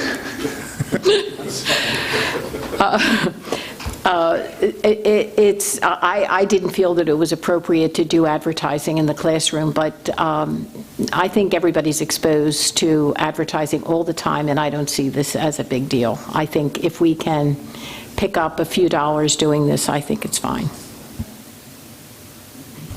Yeah, I would agree that I would think this is fine too. I just had a question where the $25,000 amount came from. I'm not sure if that was discussed in property or not. Is that a low threshold? Where did that 25 come from? Is that what we actually expect? Are we hoping for more? And we always hope for more, but if you just get some clarity. I think administratively, in our experience and talking with other districts that have done this, getting 5 vendors that want to contribute $5,000 each to a sign that's held in the high school gym would probably be not very cumbersome and pretty simple for us to move forward with. We've actually had 2 people approach us about it prior to even having this type of discussion, and that's how it's really made its way to your table this evening, because of vendors coming to us for that. And you'll see that at many of the other district, the other schools within the Pac-10. And all that signage is required board approval. So as per the policy, you will have the last say in that matter. Okay, I have a couple things. So the high school gym, the high school, auxiliary gym? Is it going to be gyms where we do spectators? Is that how we can think about it? Well, likely that would be the case. I mean, we're talking about, the advertisement and the reciprocation of the funds being exposure, and therefore the high school gymnasium is likely to be the prime location. However, there may be some reason for it to be at Arcola or Skyview or one of the other gyms within the district, and we'll certainly make those available. But our goal is at a minimum to meet the $25,000 threshold, and we will work to do that and get that accomplished. If we happen to see more success in the matter and access to more gyms, we'll certainly bring that forward as a recommendation to the board. So you'll open it up to high school, Arcola, and Skyview at this point and see where your takers... Absolutely. I mean, there's really only, spectators really only occur at the high school for the most part, other than weekends, other than the weekend events and for some of the basketball. Certainly the Arcola gets spectators at their sporting events. They do. They get pretty crowded sometimes. Second question, I'm assuming there will be a standard size, format, et cetera, that we'll put forward to the suppliers or the people, the vendors. I mean, whatever, 5x3 or, for what they're advertising. We're not going to get like rolls of advertising that go floor to ceiling. Do you have a size in mind? I can't tell you that I have a size in mind, other than those that I've seen appropriately displayed in other gymnasiums, like at Pottstown. I'm trying to think where I remember the other signs, but they're typically in the neighborhood of about 5 feet by 3 feet in size, that are usually hung on the wall of the gymnasium. Yeah. Okay, and not that I want to complicate things, but, is there a mechanism, if we think of the future, to have more of a digital signage that can rotate like you see in some sporting events? Because then you can, change vendors, you can do shorter term contracts potentially, and, they still get a lot of exposure. I know that's not the motion tonight, but I think we have to think about the type of advertising and the length of it, and does that enable us to maybe open it up broader across the board? In one sporting event you get 15 views, or so just it just seems like we ought to think through that whole advertising strategy. Yeah, not to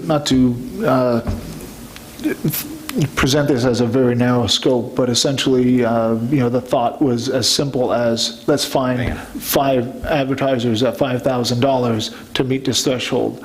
Certainly, as all these motions are before you, some of them are reductions, some of them are revenue related. Our greatest revenue achievers are typically through our ability to tax, which is not necessarily the most favorable. And therefore, we're trying to bring some other alternative ways of things that we could reasonably accomplish. But your points are well taken. I can't tell you that we've thought that far through with it. Okay. Could be something to consider. And lastly, this doesn't take away from the signage that we've discussed in the capital campaign for the new field. Is that correct? That is correct. Any signage sold out there will be signage, will be dollars associated with the raising of the to the $2 million limit that we were working towards.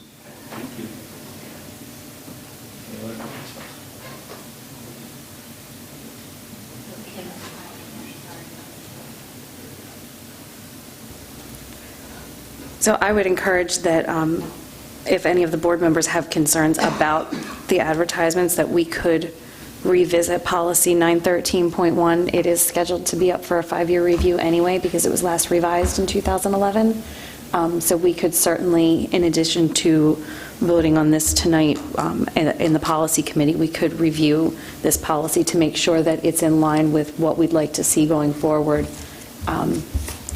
considering this, because obviously the last revision of that policy didn't take into account this form of advertising. My other concern would be that obviously it's not part of the motion, and I'm not suggesting that we amend it, but I would not want to see this type of advertising going down to the elementary level, only because of the mixed use that we have for the gyms in those schools, that the students are in them so much in the cafeteria and all that. I just would not want to see advertising creeping into that level. But again, I'm not proposing it as an amendment, just something that I'd like us to consider.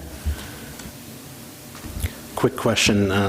It does mention on gymnasiums only. I'm curious on why it doesn't include the baseball field, the football field, that Herb had mentioned before as a possible revenue source. It's all township. It's a township. You run into signage issues there. That's in addition to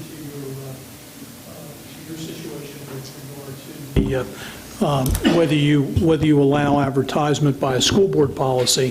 When you put it outside like that, for example, Worcester has certain regulations with respect to signage, and we've gone through some issues there with regard to that. I'm not sure how they're going to be resolved, but nonetheless, that would be a concern. So you might want to change your policy, and if you do, you would still be subject to zoning regulation. Thanks.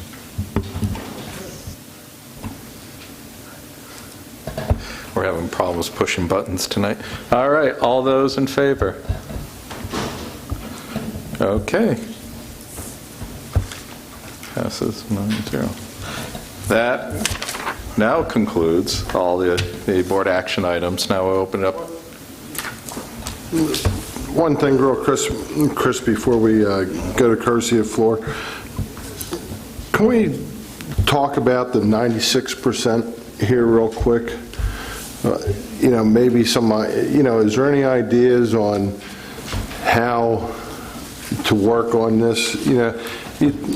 I'll give an example. I'll just put it out there. For instance, you take the salaries of the district, and we'll take the salaries as a whole to $44,259,022. If you said that the salaries was paid over 180 days, it was 180 school days required. If you had, we're a 501c3, if all of the employees of the district. No, you're not. We're not a 501c. You are an entity that is created by the state of Pennsylvania, and you are a school district. And that entity is separately created under the Commonwealth of Pennsylvania under the school code. Now, as far as donations to the school, are they tax write-up? Can you write them off as a donation if you donate to the school district? You probably can. I'm not a tax expert, but so I'd hesitate to give tax advice, but I would assume that you could. Okay, so what I'm getting at is if you took the $44+ million and your formula was there's 180 days required, and you looked at saying, hey, if you guys donated 4 days throughout the course of the year of your salary, okay, that would come out to about $1 million.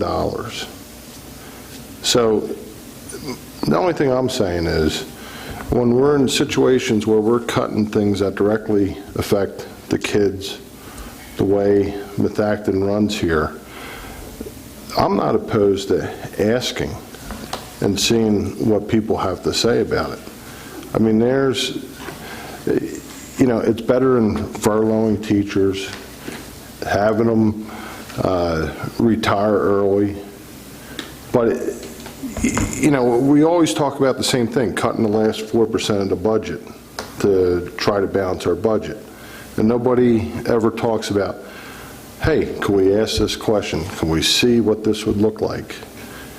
And maybe not cut $15,000 of school supplies or charge $75 instead of $50. Maybe not charge them at all. The resource officer, that stays the same. We still have the same level of security in the buildings.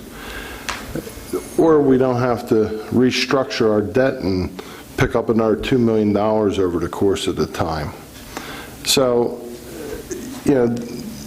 we need to have these discussions on how do you work with what you currently have in front of you. Yes, there's negotiations and stuff like that going on.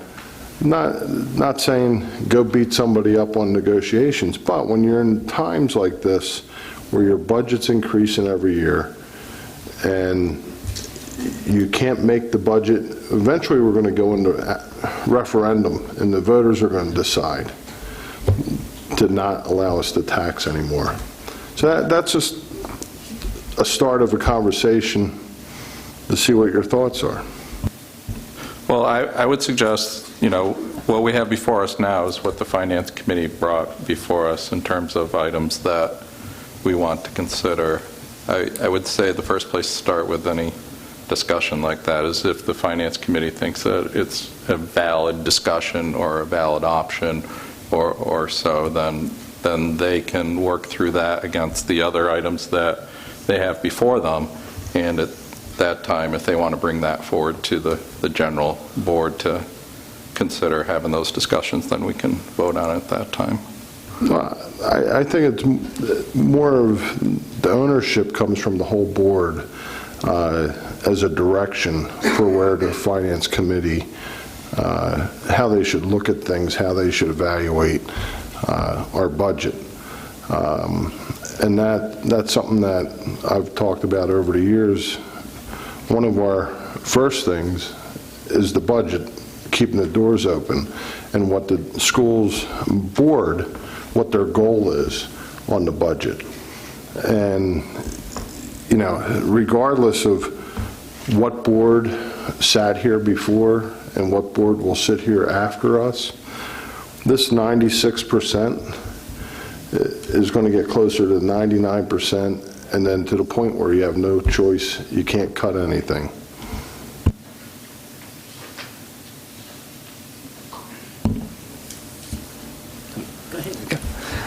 Just a couple of quick questions here since we've gone through the items here before we open up for courtesy of the floor. Just a couple of outstanding things.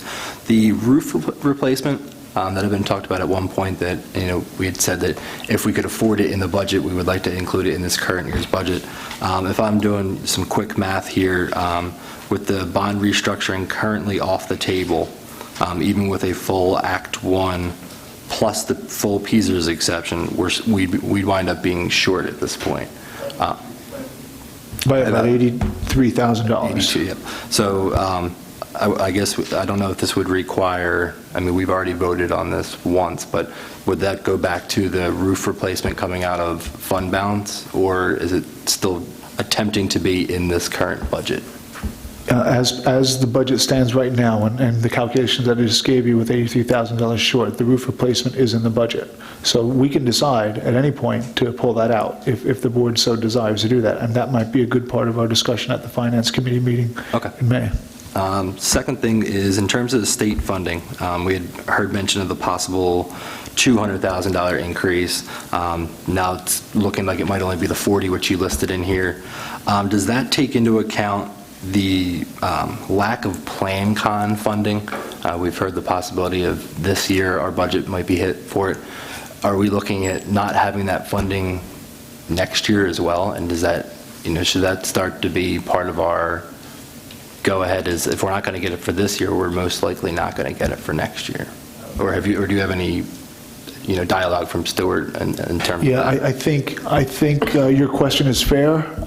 Without kind of mixing everybody up, I think it would be appropriate, and it's on our agenda for discussion for the Finance Committee meeting. But I'd feel much better if both Ms. Whiteleather and I were addressing that matter with you, because I don't know all the specifics. But certainly that's a matter of concern for us right now, and that's why we're bringing it forward. Okay. The bus route review, I know that it had been talked about that we had hoped to get the $300,000 out of that. Now we're not quite sure, and it's going to be really pushing into the June. Because we are short the $83,000, can we assume, we had made mention of what is going to be some of the tougher choices versus what are some of the easier choices? Do we have any idea of, how much of that original 300 could be considered easy decisions, that could result in X amount of dollars, not 300, but, can we get 50,000? Yeah, I think that's an appropriate request. I think it's going to take some dialogue with our consultant, when we need to get him to ascertain the least painful measures that the board would reasonably consider and what savings that might produce. I don't know that at this point in time, but that is something on our agenda to have a conversation with him about prior to the finalization of our budget, because we'd like to take into consideration those things that we can reasonably account for. But the reason it's asterisked in this last couple of presentations is that while it was originally said, these are the things you can do, the consultants also come back and say, well, some of these things you might not necessarily be willing to do. But you can do it. We can achieve that savings, but at what cost and what pain? And I hate to use that word, but essentially that's what it could result in, and we want to make sure that we make good, thoughtful decisions. Okay. And the only reason I'm bringing up some of these things, which, normally are reserved for just the Finance Committee meeting, is, I'm trying to do a justice to the whole board here. And Mr. Roth and Mr. Phillips had asked for, some information in terms of, we want the full picture and everything. So I want to make sure that, that these are some of the other items which we'll be contending for the next, 6-7 weeks until the final adoption in June. And the last thing, which is more of just a comment to the rest of the board, before we're all here and we're talking about the budget, and I think, Scott mentioned the larger picture of where we're at. I mentioned that if we take the full Act 1 plus the PSERS, we're still a little short. So I just want, the board to comment, in terms of before there was, some of the board had decided that they just wanted to stick to the 2.4 as hard as they could. We're kind of left now with either furloughs or accepting that we're going to have to take some of this PSERS exception. And I hope some of the dialogue that follows my comments here might be regarding that. Thank you.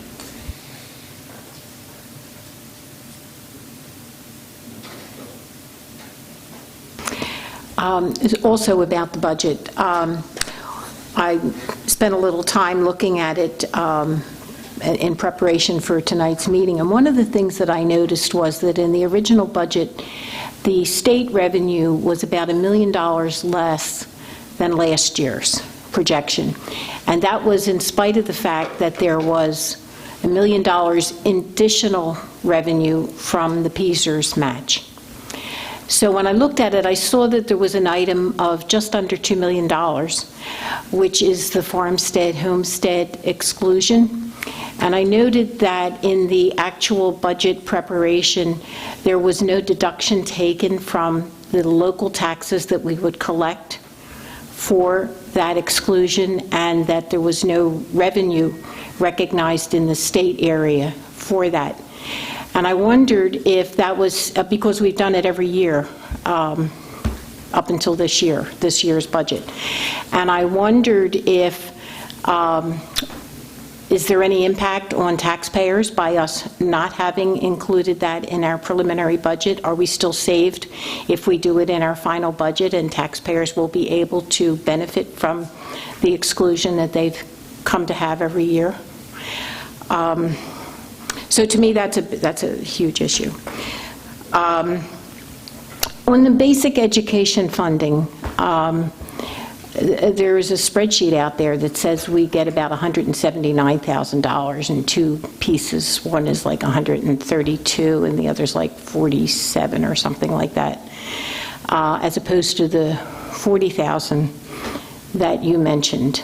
And if that is indeed correct, would you be reasonably expecting to receive the same amount next year? Typically, the state has operated on a hold harmless provision, where that what you're approved in one year, you're likely to be approved for in subsequent years.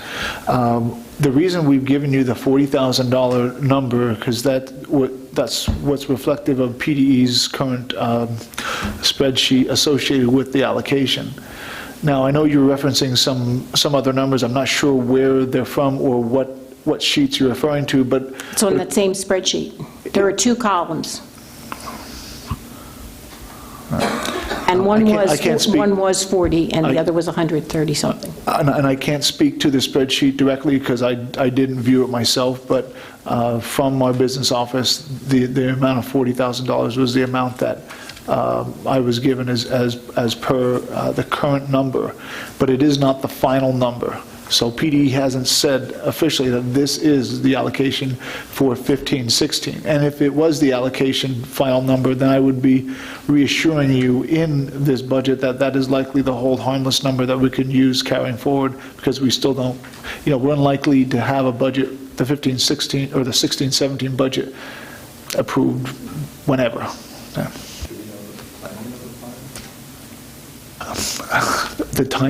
Using timing in this environment right now, it's not, it would typically, you would have already had that. You would have had that before last May, typically.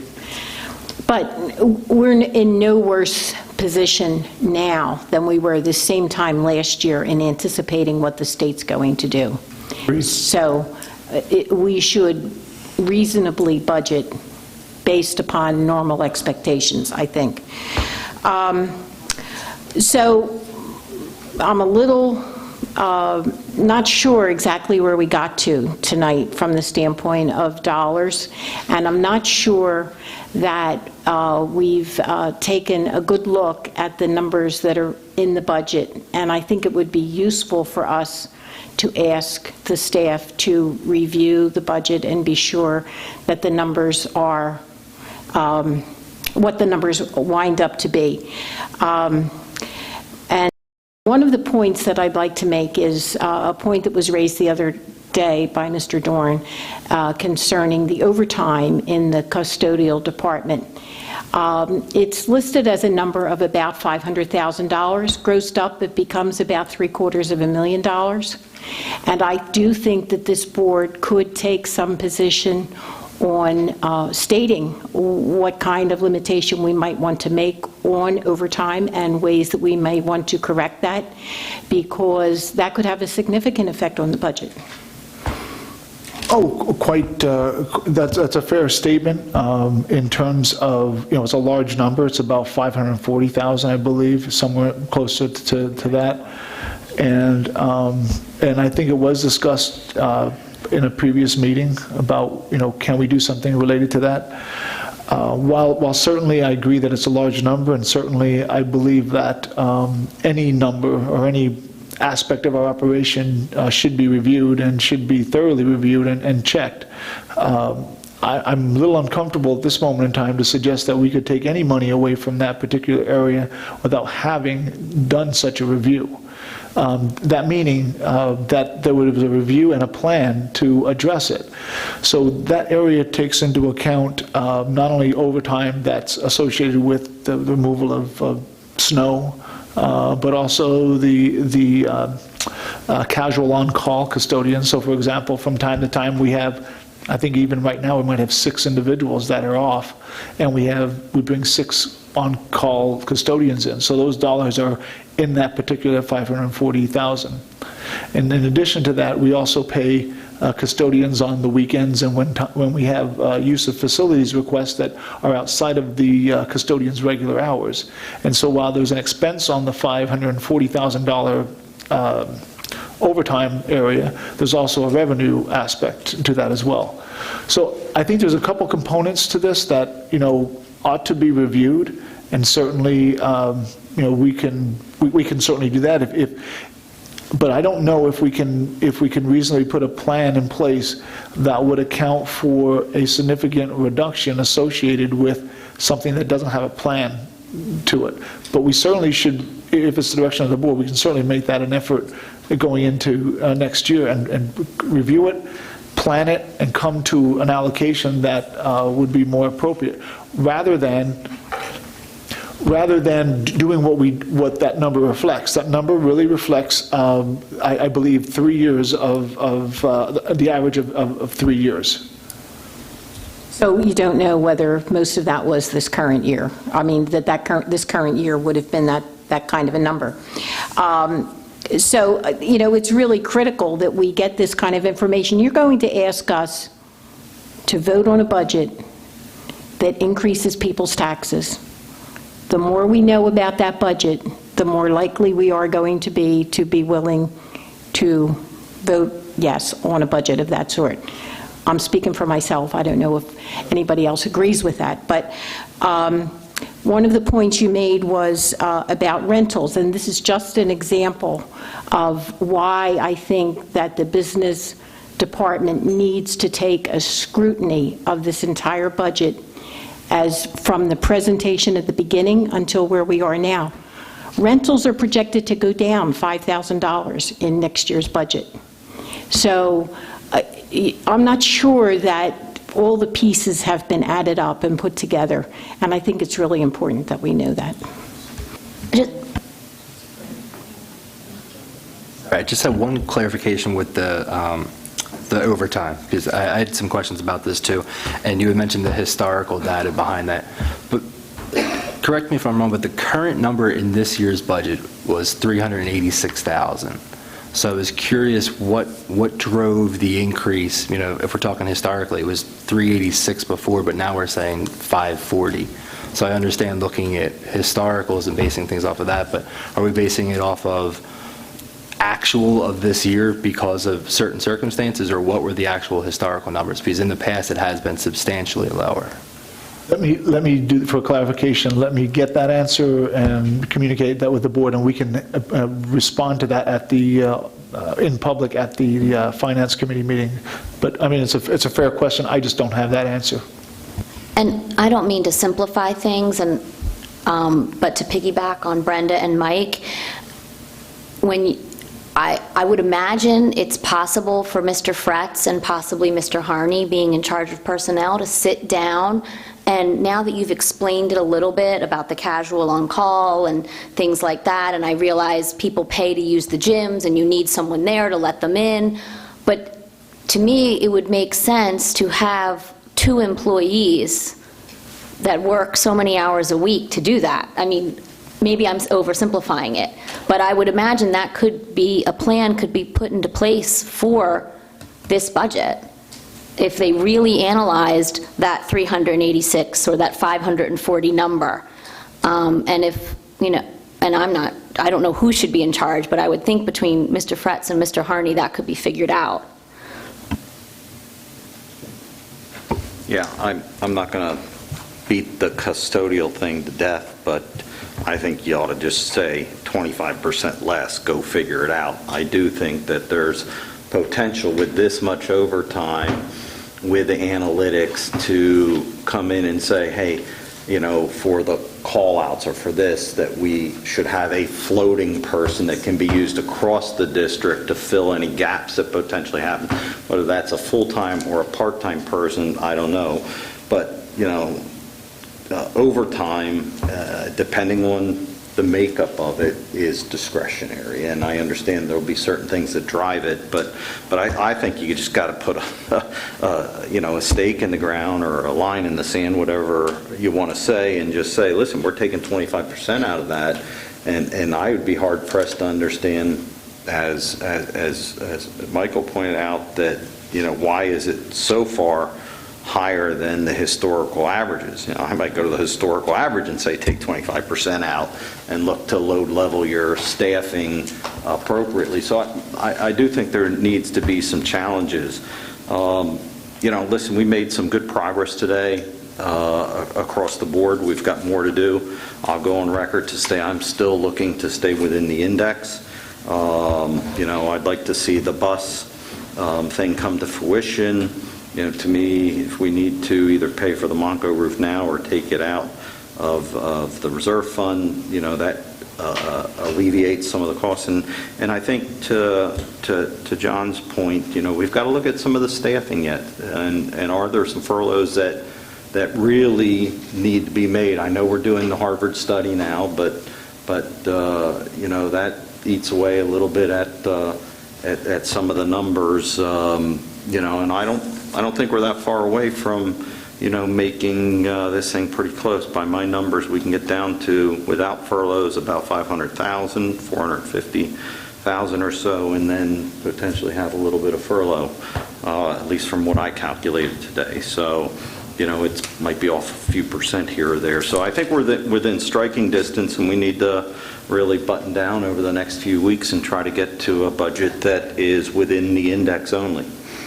That's all.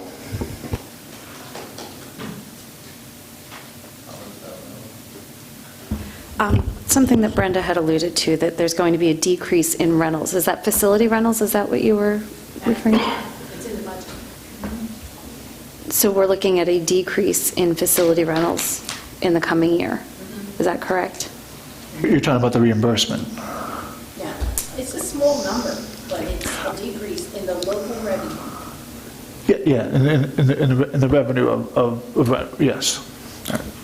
So I'm having a hard time understanding why there's a decrease in the amount for rentals, particularly considering that we're looking at revamping the fee structure. Am I not understanding? Yes, it's not the usage of facilities. Okay, then what is the rentals? You're not speaking of usage of facilities. It just said rental, it's called rentals. It's a revenue item.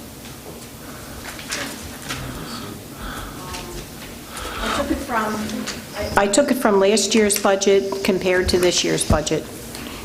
And I have all the revenues, and it went down. It's not a lot of money, it's just that it went down. Okay, let me clarify that for the board and make sure that we provide that information out to all the parties. Well, because that's another point of concern, I guess, is that I know that we're looking at revamping this fee structure that we are Right. charging to the area athletic organizations. And from my understanding, the preliminary discussion on that matter shows a significant increase in the fees that we want to charge. So I'm wondering where that falls out in the budget. Was that something that was factored into this budget? Because from what I understand, we have a long way to go before we reach an agreement with those groups. So I don't want us to be banking on any change in revenue in that arena, because at this stage in the game, we can't make changes to our fee structure for facilities for 16-17 without negatively impacting our relationship with those groups. So I just wanted to know, I guess, where is that in the budget? Are we anticipating increasing those revenues, and how much? Very good question, and thank you for asking. So just recently, I did meet with some of the major users of our facilities, and we had a discussion relative to a proposal and fee structure, changing from a per-use matter to a per-hourly fee matter, and it wasn't well received, and that's less than kind as a response, but it was a starting point in a conversation. I think everyone at the table recognized that there's likely a need for an increase in fees. It's just that the recommendations were further substantial than anyone had ever anticipated, but it was a starting point. So you may recall that in possibly 2 presentations ago, there was a line item when it first came to you. There was a $10,000 revenue recommendation for increase in use of facilities. Notice that that's not part of your document today. And that's as a general result of the conversations that I had with those organizations. So I'm not anticipating additional revenue. I would anticipate that our fee structure will likely increase, but to what degree, I do not know that at this point in time, and nor have you approved such a fee structure. So therefore, it is still on the drawing board. Yeah, I don't have much. I just, to follow up with Brenda, I think we need a discount double check on some of these numbers here, because it does, I know the circumstances with Stuart leaving might be harder to get exactly what you want, but I think you need to ask, because if there is confusion still among the board on what's in and what's not, if there's spelling mistakes still in the presentation, there's a chance for improvement in the process here. So I would hope that Stuart does a little more dotting the I's and crossing the T's before the next finance meeting. Thank you.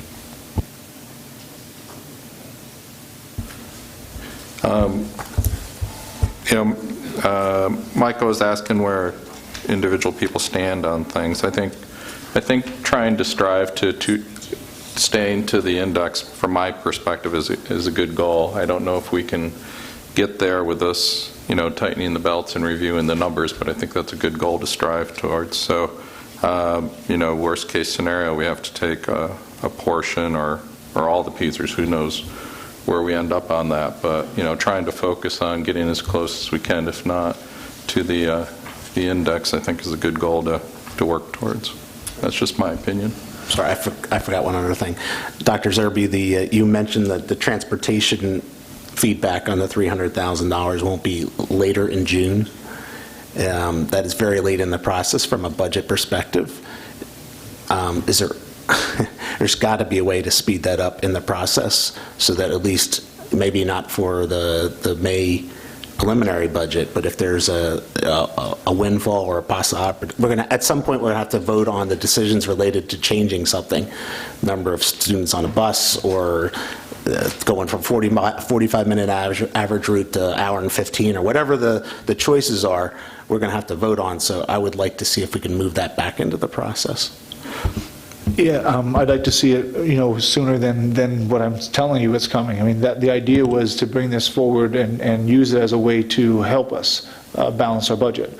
The unfortunate part is, I think Mr. Ryan had mentioned that, similar to your concerns, how do we get some of that information of things that are very simple for us to do, and what allocation can we achieve, if not the full 300,000? And I think that's what I'm going to be working towards, to see, while I know that the consultant suggested that amount to be saved, some of that, if you remember his chart, it was a quadrant, and there were things that were, high gain, low pain, and there's things that were high pain, low gain, and we want to kind of stay to the high gain, low pain area. So if I can get those things in front of you, maybe we can act on those, sooner rather than later, and deal with some of the things that may take much longer discussion and more time after the budgetary process has, and therefore be able to account for some of those savings. So I'm in line with what you're thinking, is let's get that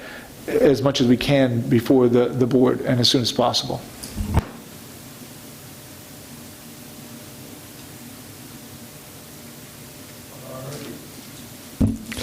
Now, courtesy of the floor.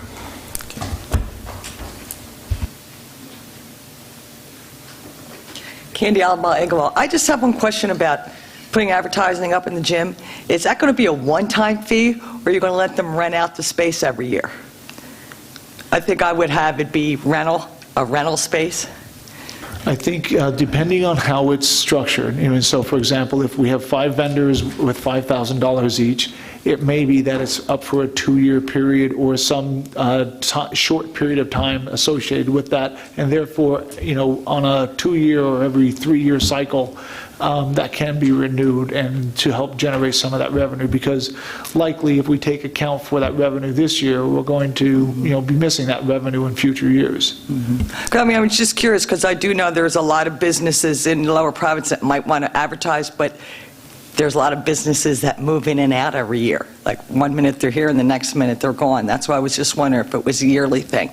Because I understand what Mr. Winters was saying about the football field, but having attended a a Worcester zoning hearing just for the baseball sign, I don't ever see in the near future any signs being anywhere in Worcester. They're very OCD about that. So, I mean, it's good on one hand, but trying to get a scoreboard put up, it created an issue, because their big concern was they were afraid Mascara was going to put his name on the sign, and they refused to have that. They finally did get approved a nice sign. But and another thing, I know you voted against the budget cuts for all the schools, but I think it started to sound a little like we're Philadelphia, where they don't have supplies for their kids. And having been a room mom for a lot of years, a lot of the parents, like him mentioned, do reach into their pocket and buy the supplies for a classroom, but yet they're seeing their taxes go up. I mean, I see the budget, we make sure their salaries, health care, benefits, our debts paid, our legal fees paid, everything else is paid. Then when it comes to the students, they're getting what's left over, and that's not fair.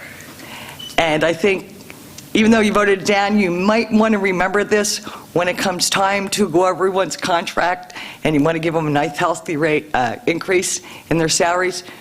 But think what you're taking away from the students when you do this.